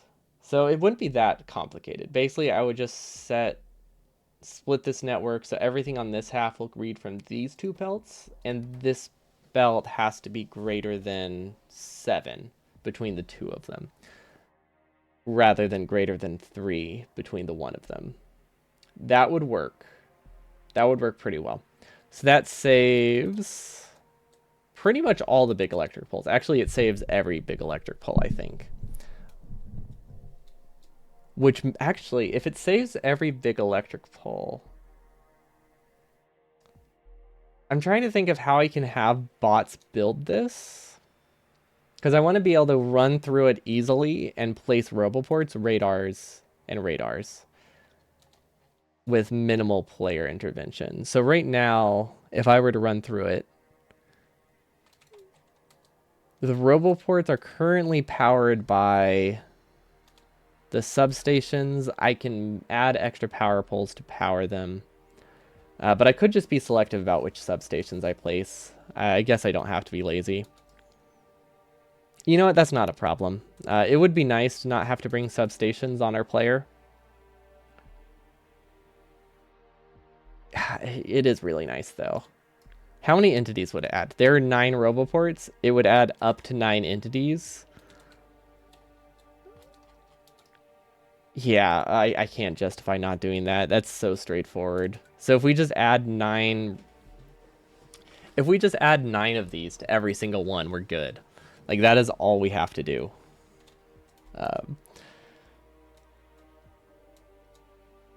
We can maybe even, like, reposition some of the roboports, but that seems a little bit tricky.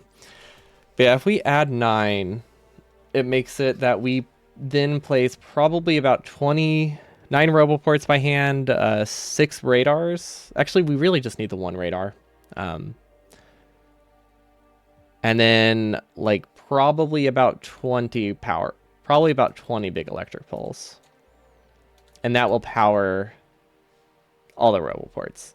And then bots can place the rest. Because I'm just trying to get a framework for something I can run through and not have to bring, because I really don't want to have to bring substations. But that can't be a reason to not. Yeah, that shouldn't be a reason to not do this design. I don't think it should be. Because I could do the same with this one. Combining the logic, though, might be a good idea, regardless.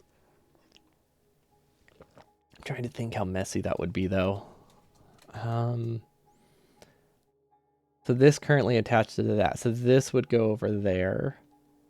Am I going to have range issues? I don't think I will, actually. So this connects to that. So that could probably connect through there, right?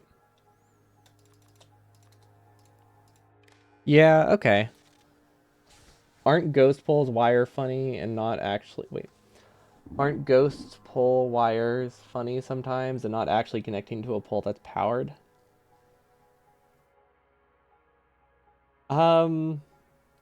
It depends how I set up my blueprint. So the idea that I was talking about, I wouldn't have... Yeah, no, I see what you mean. So basically, I'm not just doing this. So I wouldn't just leave it like this because this would have the issue you're describing. I would make a second blueprint where I just completely remove the substations.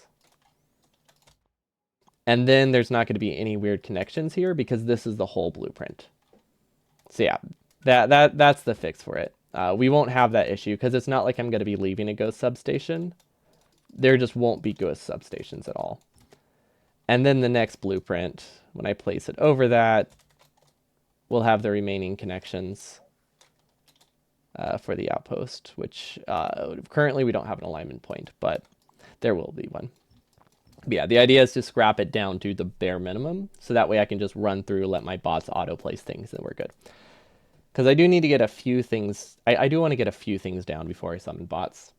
I mean, technically, I don't need to do that at all, but I feel like that will help a lot with build time of the outpost if I can place a lot of the roboports, and I don't think it will make it harder for me to do, because it's literally just 30 seconds, maybe, of just going like bloop bloop.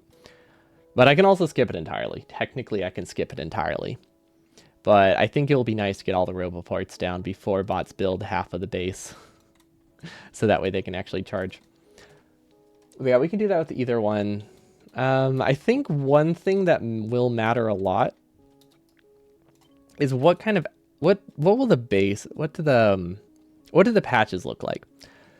So currently... Like, the biggest difference that you can see between these two is the form factor. They're roughly the same area, but this one is longer. Actually, I think this one is just more compact, but they're not that different in terms of area. This one is longer, but less wide, which means it could cover more patches, but it also might cover fewer patches. It's really hard to say. It's one of those things where I think either one probably will work on enough patches that I don't have to worry about it.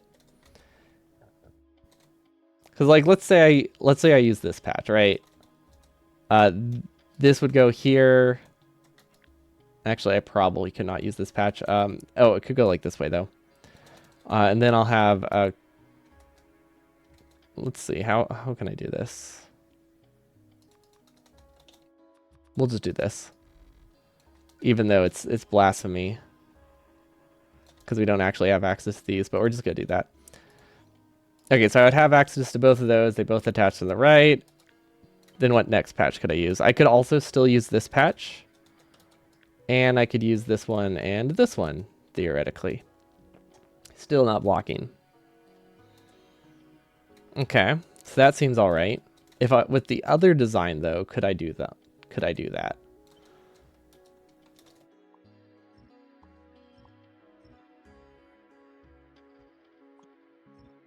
Yes. It's not a problem at all. Okay, so that...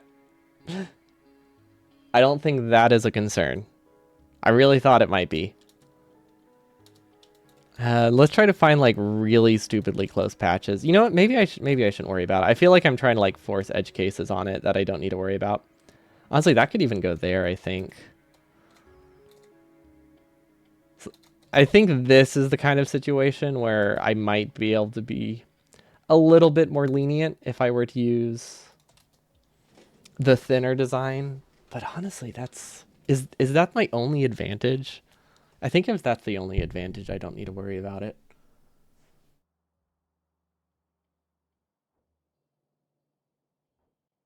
Yeah, I think we have to go with OG. Let's see, what's the cost? The substations, 10 more substations, about 50 more power poles. I don't love that. I would like to remove most of the power poles from this, if not all of them. Because that actually, it might not seem like a lot, but that does free up a decent amount of steel for assembly machines, because we're basically barely holding on with assembly machines right now. Like we have, yeah, if we free up 50 power poles, that's 100 more assembly machines that we no longer struggle for steel with, which is pretty big. Like that's the entire outpost worth of assembly machines. And the assembly machines are the lowest priority in terms of steel, hint, which is why I'm using that as an example, and not the hungrier, oil refineries or chem plants. These use way more steel, but they're also first in line to get steel. Whereas assembly machines, way, way far end of that assembly lane. But I think that's okay.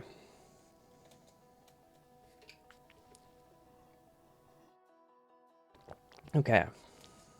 So what do I need to do to fix up this one? I would need to get iron through,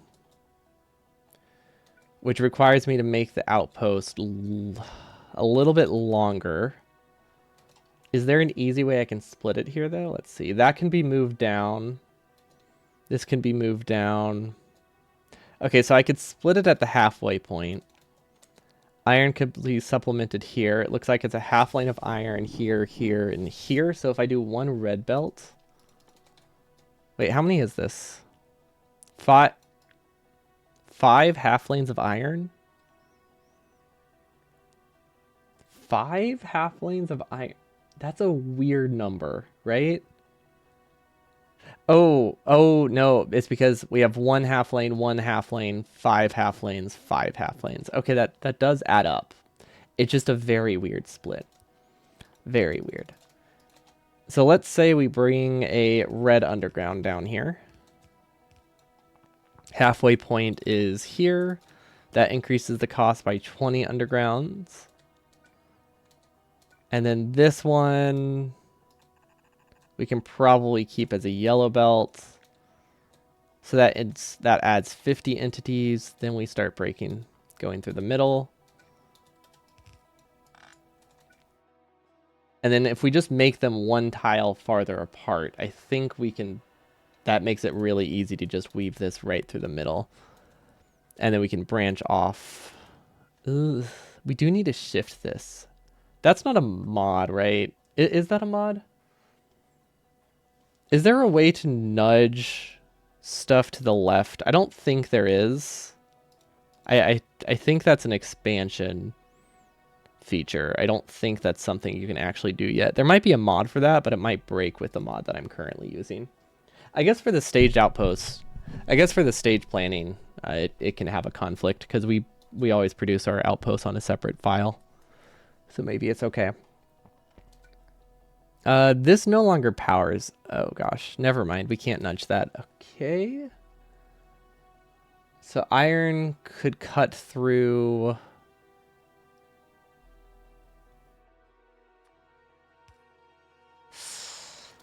Okay, so we need 2 tiles.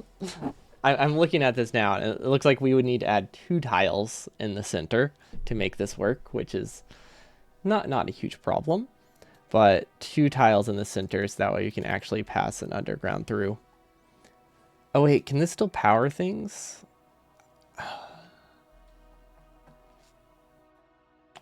We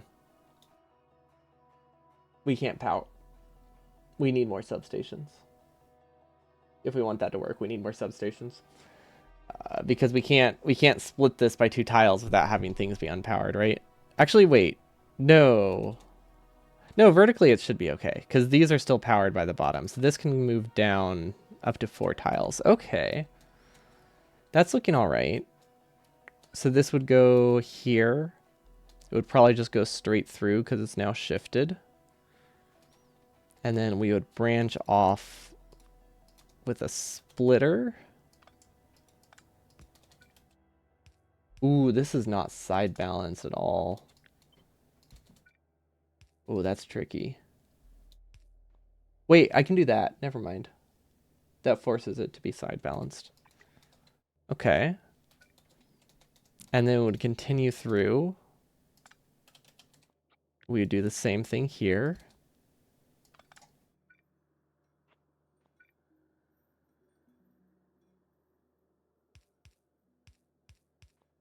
Okay. And then this is where it can drop to a yellow belt. And then this last one doesn't need a splitter at all. So that one would just look like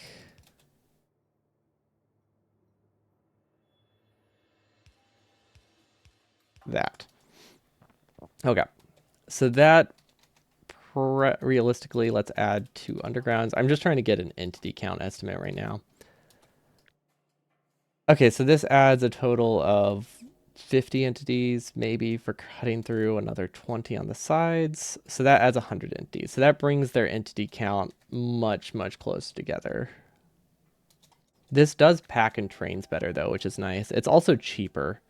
It's not a huge concern, but let's see. The difference is 700 undergrounds becomes 700 belts. So that is a difference of 6 times 700? 2100? Yeah, that's nothing. Or sorry, 6 times 700 divided by 2. Yeah, that's 1,000 iron. How much is that? 1,000 iron divided by 15 per second. That's 1 minute of production. Divided by the 12 lanes that we have, that is 6 seconds of iron. Never mind, that does not matter. That does not matter at all.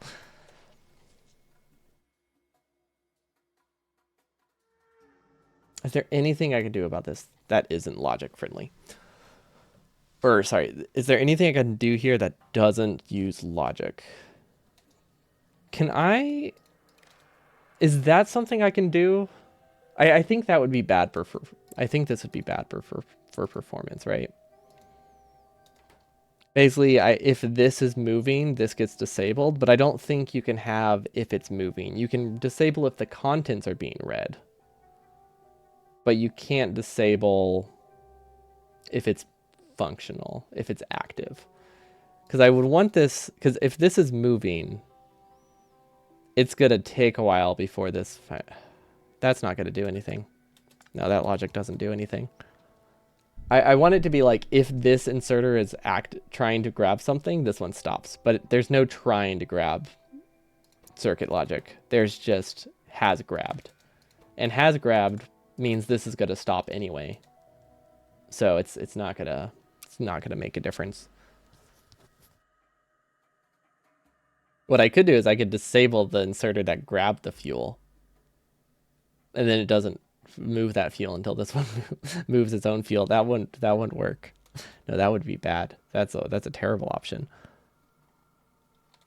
Okay, so these would need to be on logic. They would need to be on their own logic, actually. Actually, would it need to be on its own logic? This is just this is disabled. Yeah, it would need to be on its own logic. So that would need another row of probably big power poles, which that's not a problem. We need them anyway. So that would go there. One next to each one. How are these not symmetrical?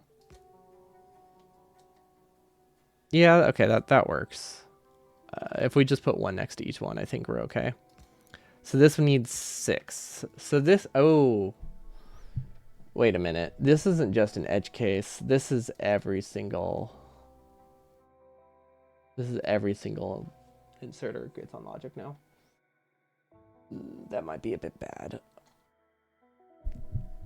That might be a bit too unfortunate. Let's hold on. I haven't tested in a while actually. What is this? What is this called? Outpost redesign. Let's pull up my testing save. My performance testing save before I make any changes, because I haven't tested while streaming.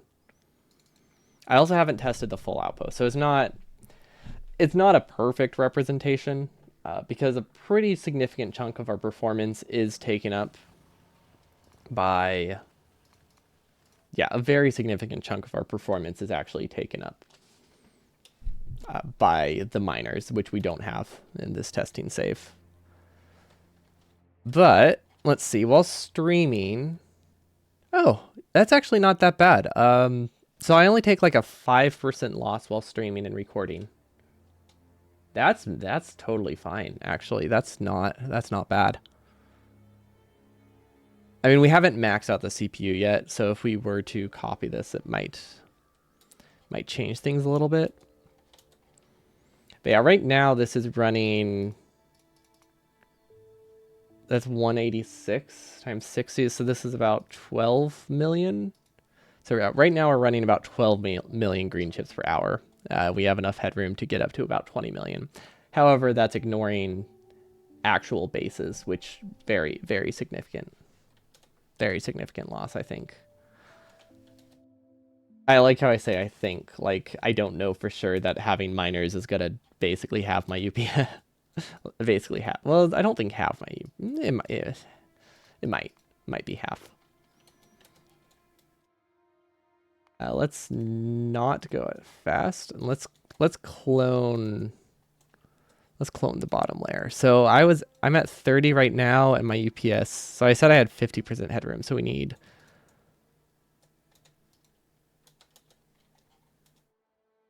Ooh, that's actually not the way I meant to paste that. I meant to go the other way. It doesn't matter a ton, but it also does. If I copy the same number, if I copy the right amount, I want to copy it to the other save too, because I am trying to compare two saves right now. So let's see. I want to copy it horizontally on this one, because this is a 5x6 as opposed to a 6x5. So save, clone, copy down. Oh, that's unfortunate. Very unfortunate. Oh, we were just about copied, and I actually moved it to the left and cut off, I think, the power. Okay, so I need 1, 2, 3, 4. Okay, so that should drop me to sub 60 UPS, ideally. I like how I say ideally, like I want that to happen, but I actually do in this case. So that drops me to 42. However, it does produce 300 and it does produce 18 million per hour, I think. 3,200,000 times 60. Yeah, so that's about 20 million. So I don't think we can assume we're gonna get this far. That would be pretty impressive if we did. But yeah, I don't think we're going to be producing that many. Okay. And then that leaves this one, which a little bit weirder to copy, but I think it shouldn't be a problem. So I did 4 more rows, right? Yeah. I did 20 more. So I did increase the size by 60%.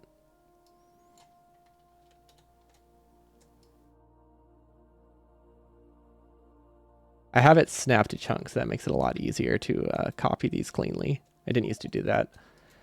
Okay, so 1, 2, 3, 4. Okay, how is the performance on this one? Should be very similar. Yeah. Okay, so I can't tell. I can't tell a difference between those two. I think it's safe to assume that neither outpost is better in terms of UPS. Maybe the old design is like 5% better, but I don't think that's gonna matter. 5% over the course of 2 hours is gonna be what?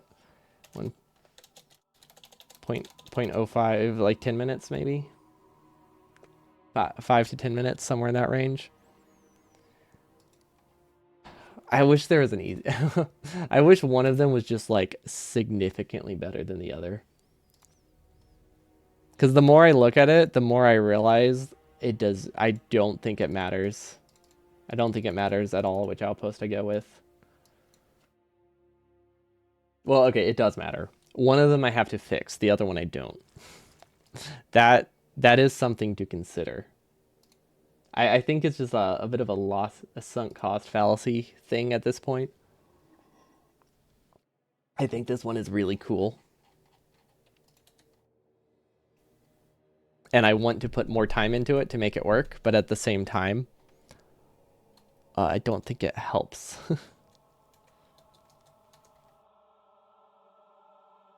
See, and it looks like we are very easily able to get them to attach to really any patch that I want without any problem.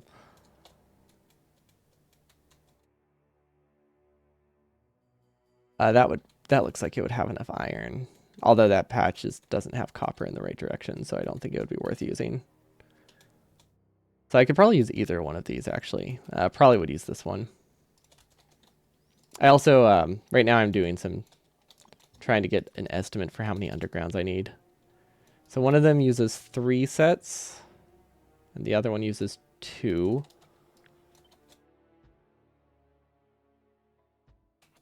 So this would connect roughly this far.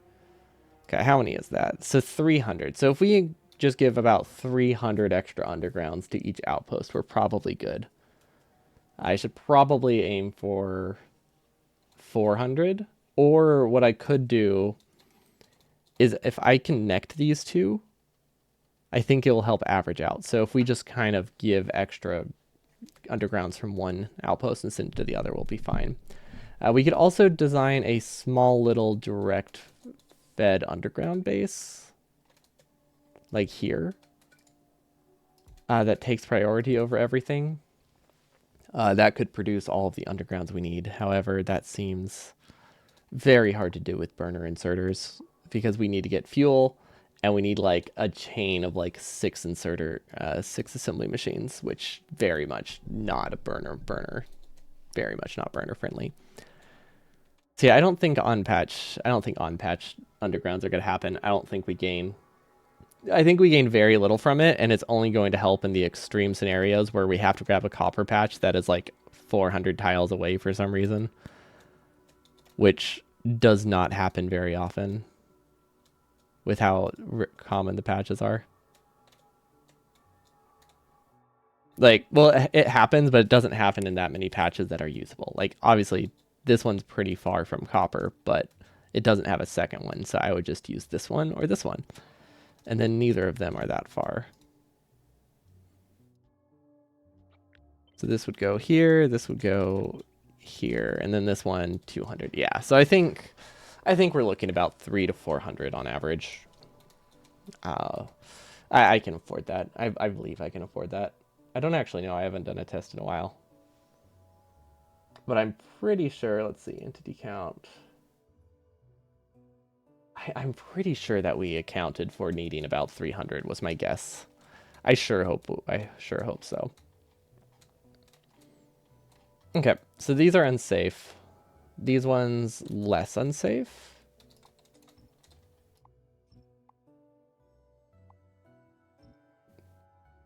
Can I make it more performance friendly by combining these networks though? Because that would be really nice. Because I think we can. I think it is worth considering. I do like the idea of the combined networks for fueling. I think it makes them a little safer.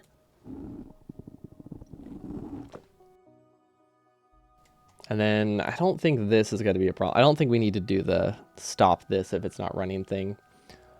Okay, so how would we combine them? So these would be converged into one. So the red would be combined and then the green would be combined. Probably could work. Or I could do left and right. Left and right definitely make the most sense. However, it is slightly harder to set up. So maybe I just go with the easy one in this case, and just do red and red together and green together. I think that's our best case. So this would be, let's do 4 and 6. There we go. So basically we're just replacing every red inserter and shifting it over to this, and then green also goes to this. Then we delete that, then we go down. This goes there. This also goes there. Okay, that reaches. Good. I wish there was a more automatic way to do this, but there really isn't. So this is going to start really weird. I think it's going to make like 4 lanes idle at once. Weirdly. Because of how the fuel will be distributed, but I don't think that's much of a problem. Okay, there we go. And then I think there's one more row. 1, 2. And now the fun part, which is not actually fun at all. Actually, is that necessary?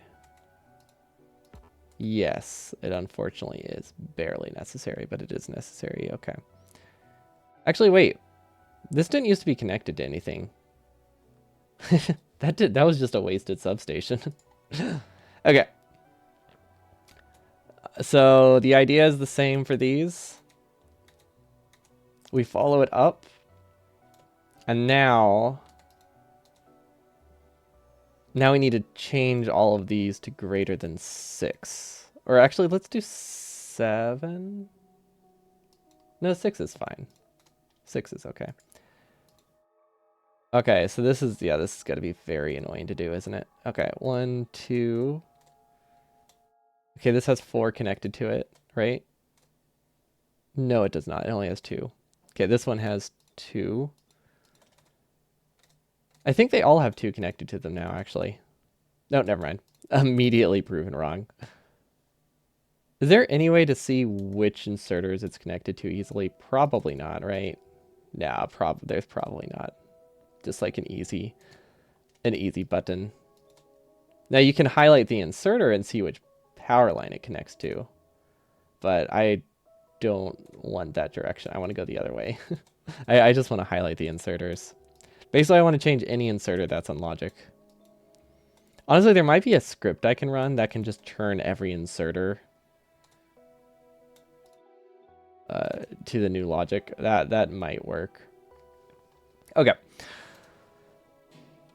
So that saves... How many power poles does that save? It saves 7 big electric poles. Honestly, that's not bad. Considering it's effectively free. Now we should... Before I say that, we should make sure it actually does in fact work. Yeah, no, I should definitely make sure it works before I confidently say, hey, this worked well. So we're just going to spawn some fuel. We're going to go here, here, and around. Outpost redesign. Okay. So we should be able to speed this up more. Yeah, there we go. Because we don't have anything else running. I like how the one that I changed first... This is the wrong outpost. There we go.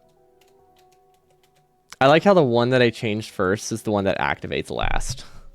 Like, thanks. That was a great way to set it up. Definitely glad I did it in that order. And, you know, didn't do this one, the high prio one first.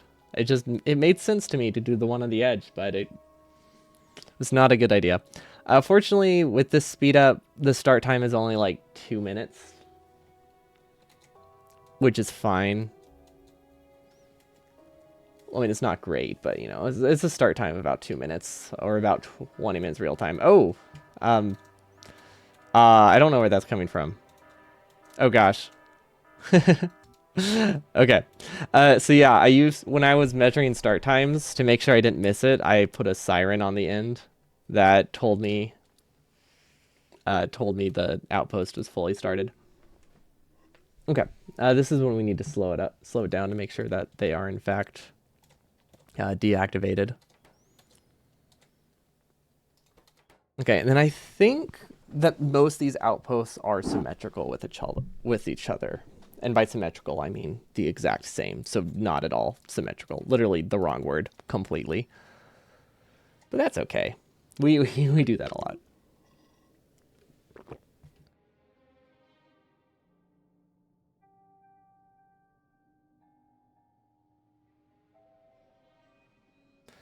Okay, so timings wise this works. I wonder if a lot of the reason that this outpost is safe is just because of like coincidence. Okay, so most of these are still disabled. None of these have worked yet at all. And that's because until this backs up, neither of these lanes back up, which I guess it does increase the actual start time by a decent amount, but it's not the end of the world. Like it doesn't increase the start time of the whole lane. It just increases the start time of half of the lane at the end until all of these back up in fuel, which really probably only loses me about what 30 seconds of production, minute of production, if that, for like a sixth of my base. Yeah, it's not a problem. And honestly, not consuming fuel doesn't necessarily increase the start time anyway. Okay, so I'm waiting for these to activate, and I think... Okay, so red's going to activate first. So let's look down here. Wait, green activates first. Wait, green activates first. Did I hook those up wrong? Oh. Huh. That's weird, but I think that has to do with the internal buffer. And I think that's okay. But yeah, the green lane activated first, and then the red lane hasn't activated yet, and now it has. Okay. So that is I think that works. No, I think that works real well. Okay, so now we have to copy this and hopefully not break everything. So that's the fun part, right? Oof, how do I copy this anyway? What? The lower I go, the better, because then I don't copy any of the fuel connections at the top, because those parts are not... symmetrical is still the wrong word. Of course, the one that the one that I copied is the one that's a little bit, different. Oh, bye, welcome, welcome again. Right? Yeah, you were here earlier. But yeah, burner hundo won't be until the end of September or early October. I'll still be streaming. I don't think my stream schedule is going to be that inconsistent, but there will be some days I have to miss, especially mid-September. But I can't dedicate an entire 12-hour stream until late September or early October. Different? We call this stuff special? Oh. Oh, this lane. That seems worse. Okay, I think I know what to do. So we copy this. All I need from this are the inserters and the power poles. And I guess the assembly machines as alignment. There we go. So this will this keeps the logic for us. Mostly. We still have to do a little bit of hand connections at the end, but it's not an issue. So if we do this, we remove all of the big electric poles. We should be able to just paste these down. There we go. Okay. I think that's good. Oh yeah, it's much worse. Okay. Okay. It is worse. Good. Glad I wasn't imagining that. Okay, so I think it goes green, red, green, red. Green, red. Oh, green, red, red, green. Oh, that's very different. That's very different. That means they would break. Wait, is that correct? Is that why the starting was weird? Hold up.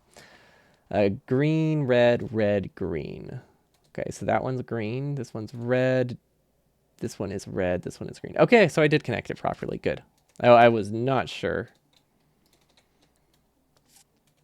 Okay, so the reason we have to do this part by hand is just because this part, I kept calling it symmetrical. It's not the right word, but basically, the way the tops of these connect with the resource lines, those are not copied between each lane. Identical. Literally the word identical. They're not identical. Well, why? Why couldn't I think of that word? I'm clearly just my brain is destroyed after staring at burners for so long. Okay, so we just saved 50 big electric poles, I think. So what that lets us do is attach the roboports using just the necessary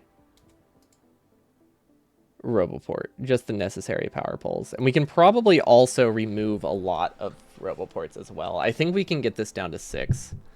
Just the burners are... Well, we haven't done a meme run in a while, but I guess it could have just caused permanent damage to me. That's a possibility.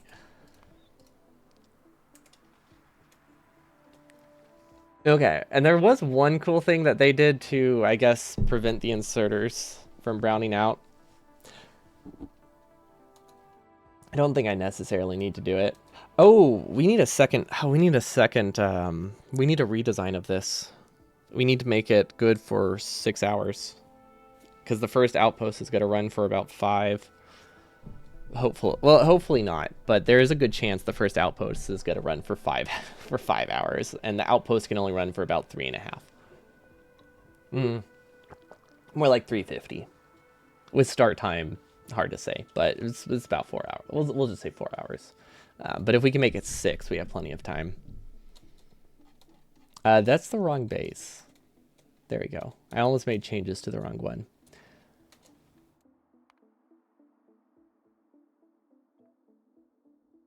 Okay, I do want to do a test with bot build times. I think that would be a good idea. We don't need that anymore. We'll keep that. But I do want to make sure bots can build this one if I move the roboports. Still build it reasonably well. Actually, wait, does it... It might increase the roboport cost if I change them how I was going to. Well, I could move this one in. I could reduce it down to 6 pretty easily. If I were to do 6, I should do here, right?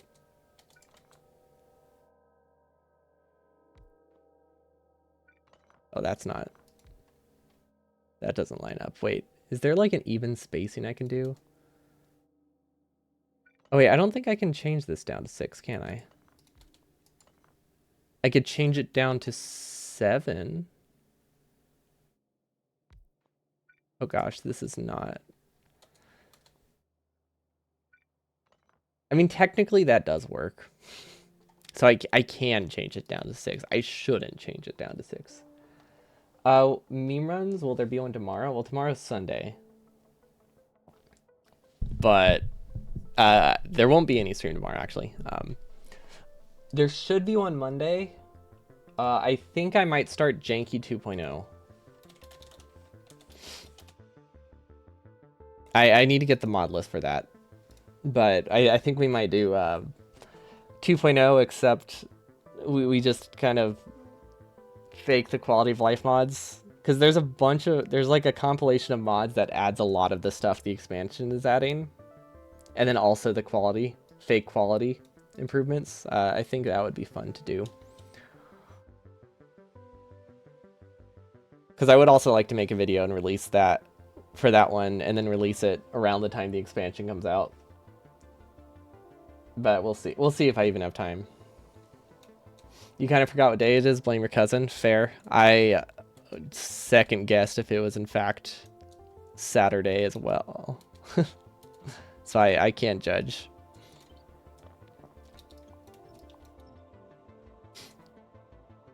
Okay. Actually, let's do it. Let's do a start time test again.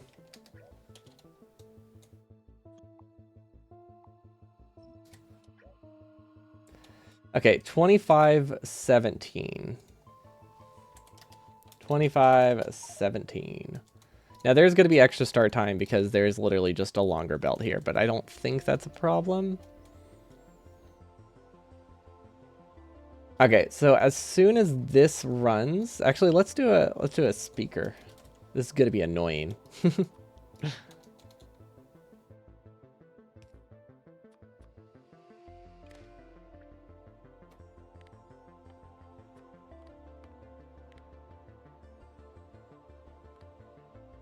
Solid fuel equals 0. Why isn't that working? Oh. Why isn't that working? Huh. Solid fuel. Hmm.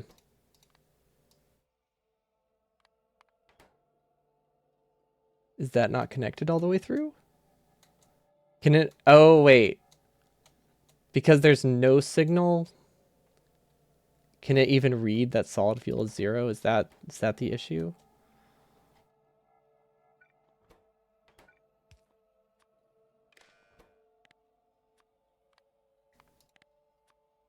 Why aren't they going off? Is it not powered? No, I don't see the problem here. No power. Oh, it isn't powered.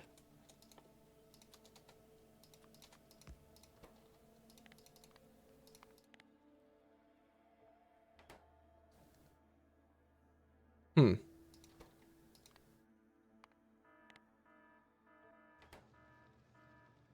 I like how by the time I set it up, it was hooked up. Okay, so that took... I was honestly too preoccupied.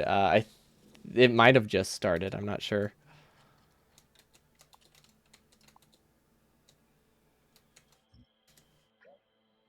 Okay, so we'll delete this one. We'll delete this one. We'll delete this.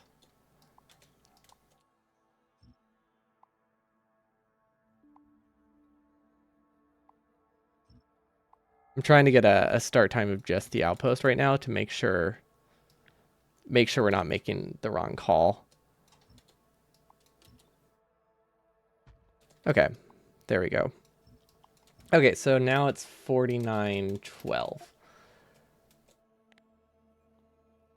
You were listening to the Beastie Boys on the radio and he kept asking when did the band was formed. You told him the year.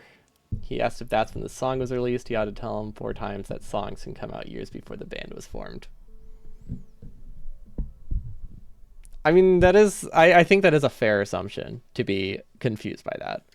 But yeah, I guess songs can be made by a single person before they're a group.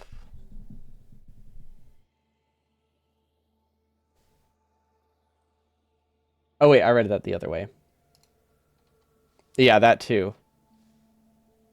Like, yeah, it's the complete other way. But I mean, that also, I guess, is true. But yeah, wait, no, that part, okay, that one I don't understand at all. They think, like, they made a song and the band didn't exist until the song was made? Like, that was their first song and they just appeared out of nowhere, basically? I don't think I've ever assumed that the first song I hear on the radio is the first song anyone's ever made. Like, it's almost never true. It's very rarely true, right? Maybe Carly Rae Jepsen's song, like maybe those like one-hit wonders. But even then, no, she had other albums, like 2 or 3, before anybody cared about her. I think. No, maybe that was her first. But either way, there's like one-hit wonders. Maybe that's the case. But even then, it's not something I would assume. Basically, that bands release all songs the moment they oh, well, that's not an interpretation I would have guessed. What is 10? Is that a 17-minute start time? Oh, well, it's not fully started yet. I'm reading the deprioritized lane. Okay, so yeah, this is only like a minute or 2 slower than the other one. Cool.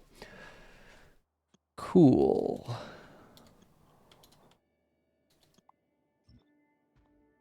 Okay, So yeah, let's do a build time test. We removed a lot of roboports, so I went to make sure that was in fact not a terrible idea. So we're just gonna have bots build everything at once. I don't think we're gonna try pre-building because I don't think that will matter that much. So we'll have one roboport up here, maybe a charger. We'll have 300 bots, I think. Sorry, 800 bots. That's not right either. Wait, do roboports hold do roboports hold seven stacks? Why seven? Why couldn't they make it 8 or like 10 or some even number? There's probably a reason, but I can't think of one. I don't know. I think multiple of 4 makes sense, or an even number. But yeah, that's funny. I like their idea of how bands work. Build speed. You consider yourself to be really, really smart. You're a problem solver. After all, now you wonder how deep in reds your IQ is after the plethora of complets akin to what I wrote. Yeah, it just makes you dumber just being around that. That's fair. It makes me dumber just playing this game, surprisingly. I feel like I used to be smart, and then I started doing burn meme runs, and now my brain is destroyed. I mean, it holds 7 stacks of bots within the roboports, 350. And I think that's a weird. I think that's a weird number.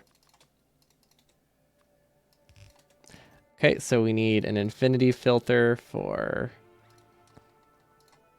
1 million of those. Cool. We're just gonna add a bunch of ones. The only thing that matters is it fills the chest. We need some red belt. Okay.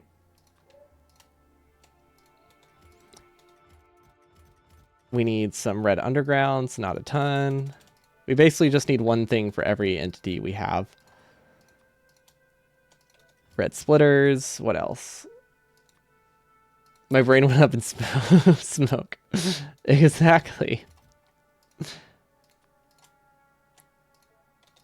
I like how I'm trying. I really hope this doesn't break things.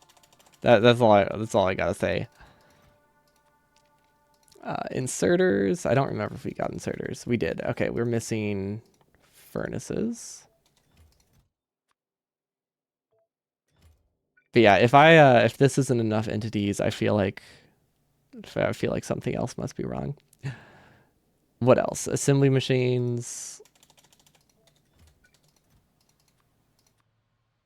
Yellow assembly machines. Surely there's a better name for them.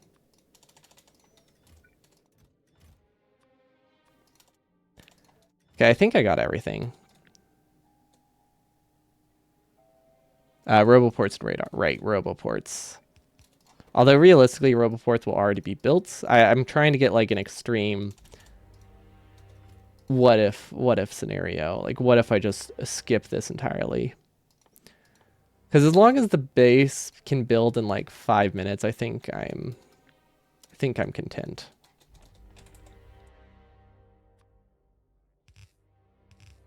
Oops. That is why we made a copy. But yeah, basically what I'm doing is I'm just kind of spawning in everything for the bots to grab. And then we're making it into a storage chest so they know what to do. Okay. So now these should be full. Excellent. So now we cut this.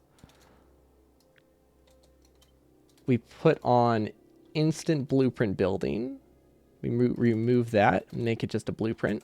Then we save a backup, like a third in a row. And we click play. So this is 107.29. But yeah, we basically What? I'm sorry, what? What did they just do?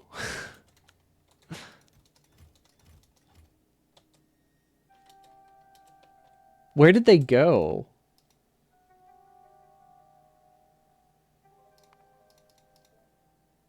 I'm so confused.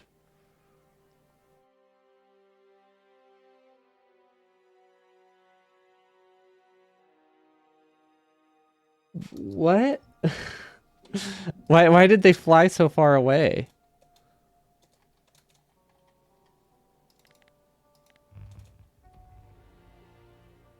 That was real weird.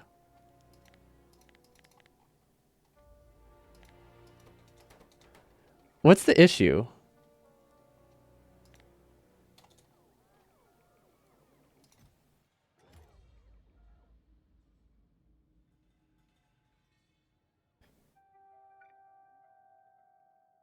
Oh. Ah. I see. My new RoboPorts does not have anything connected to the original RoboPort. They are not connected when all the RoboPorts are placed. Okay, well that's straightforward.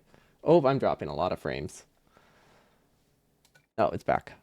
Well, that wasn't long lived. Okay. Yeah, that's real easy to troubleshoot. Okay. There we go. What the heck? Why are they flying so far away? I feel like I'm missing something. I mean, I get not being able to build anything, but like, are the power? Did I not attach the power networks? Maybe I didn't attach. Maybe I didn't attach the networks.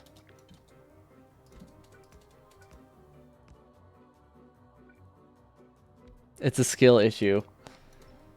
Must be a skill issue. Because I cannot figure out what's wrong.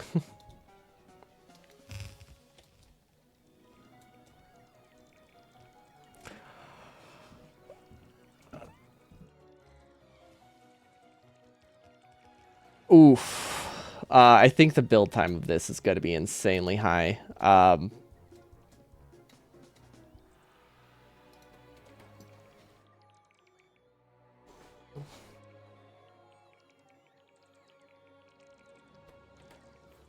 Oh, it's the original ones that aren't powered.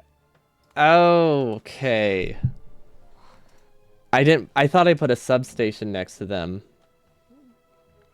It makes so much more sense now. Makes so much more sense. Okay. That is literally all we were missing. Okay. 107.29. There we go.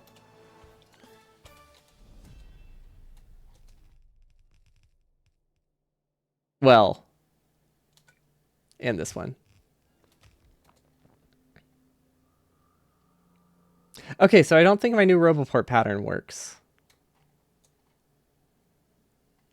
But the real question is why won't they build that one?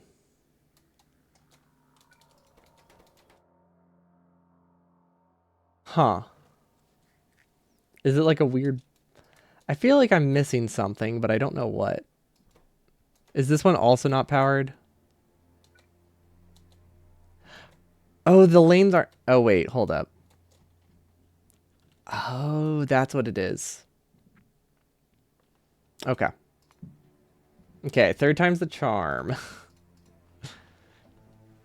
But by third, I mean like fifth.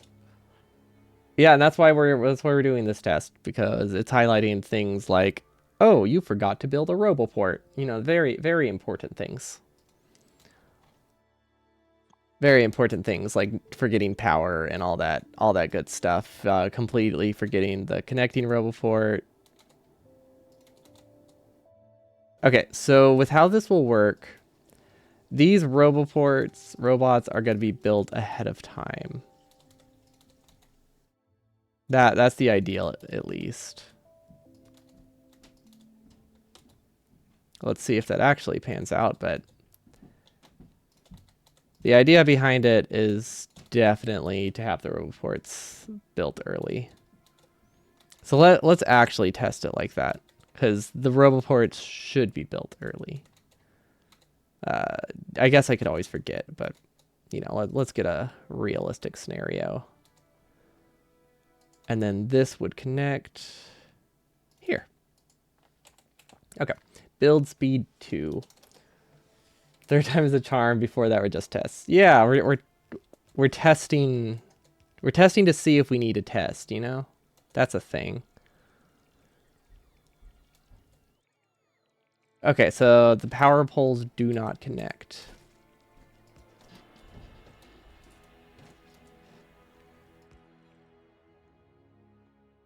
Was this can we say this is another test? I think we can say this is another test, right? Yeah. I think this has to do with the weird ghost connections, which I said wouldn't be a problem. And it won't be, but it's a problem now when I'm trying to be lazy and not like actually do the staging that I need to do. But it's backfiring. Okay.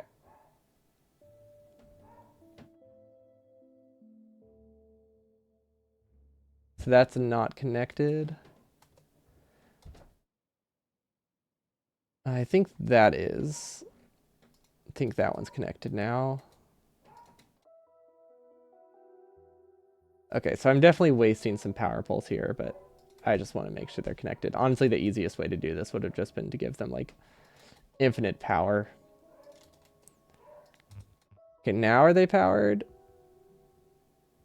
No, why are they not powered? I think it is the weird ghost power pole thing.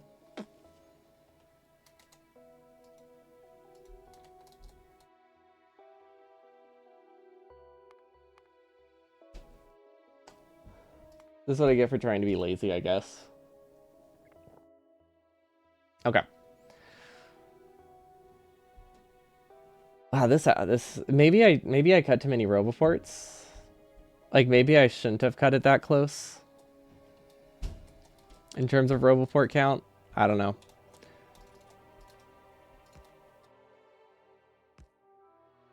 But here we go. This guarantees they get power. Cuz like I said, I don't think that power connection thing is gonna have a major impact on our ability to have a working base. I think our stage blueprints will take care of that. I just don't want to stage it yet because if I make any changes, the staging won't work. I would rather not have to redo that. Okay. Oh wow, that works so much better. Wow, who would have thought that bots being able to charge builds faster? So yeah, build time of 5 minutes when we do in fact have robots. Who would have thunk? We have stack size. We have robot speed about as high as we'll have it. So yeah, that took 4.5 minutes to build, and it costs 8 roboports, and probably will toss like 10 power poles. Okay, so that's not bad. Now the real question is, do I want to put roboports on the train at all? Because technically, I don't need any of those to be placed. So we're gonna do another one. And this time we're gonna keep the roboports as a ghost, but we're gonna keep the infinite power because I don't want to make their actual connections. But we're gonna give it one more test because I want to see how much time we actually save with robots. Or with pre-placing the power poles. Because if it's like 30 seconds, I don't care that much. I really do not care that much. But if it's like 5 minutes or something, that's a much different story. Okay, let's turn on instant blueprint building again. So yeah, the power poles we're just going to assume are there. I don't think that's going to be that significant. The main thing that would be significant is do bots get the ability to charge themselves early? Okay. So same thing, except the roboports aren't pre-placed. 107.30. We want to beat 112.11 as the end time. I mean, I guess technically we're missing 140 entities, but that's fine. Okay, so it does save about a minute by pre-placing the roboports. That's really not a lot. That, honestly, I would probably save more time not running around placing the roboports, but it's nice to know it doesn't matter that much. But yeah, I'm expecting the whole outpost, because this is only half the entities, will probably take a little bit longer. Let's see, test, redesign. But yeah, I'm assuming the whole outpost with everything else building is about double the entities. So it's probably going to take about 10 minutes for bots to build it, which sounds like a lot, but honestly, when you do 20 outposts, 10-minute start time literally is just, or a 10-minute build time is basically just a 10-minute delay to finishing the run. That's fine. It's 12 hours. Okay, so outpost redesign, but we're going to add a to-do list. Actually, can we finish this then? I'm pretty sore. I don't think I can finish it, so I'm going to just make a note.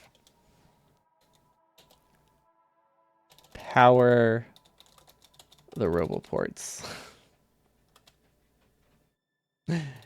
in new outpost. I really think it's as straightforward as I just need to connect the individual lanes. Like, it might just be that easy. So we're just gonna do this right now and hope that that's good enough. So that goes 1, 2, 3, 1, 2, 3.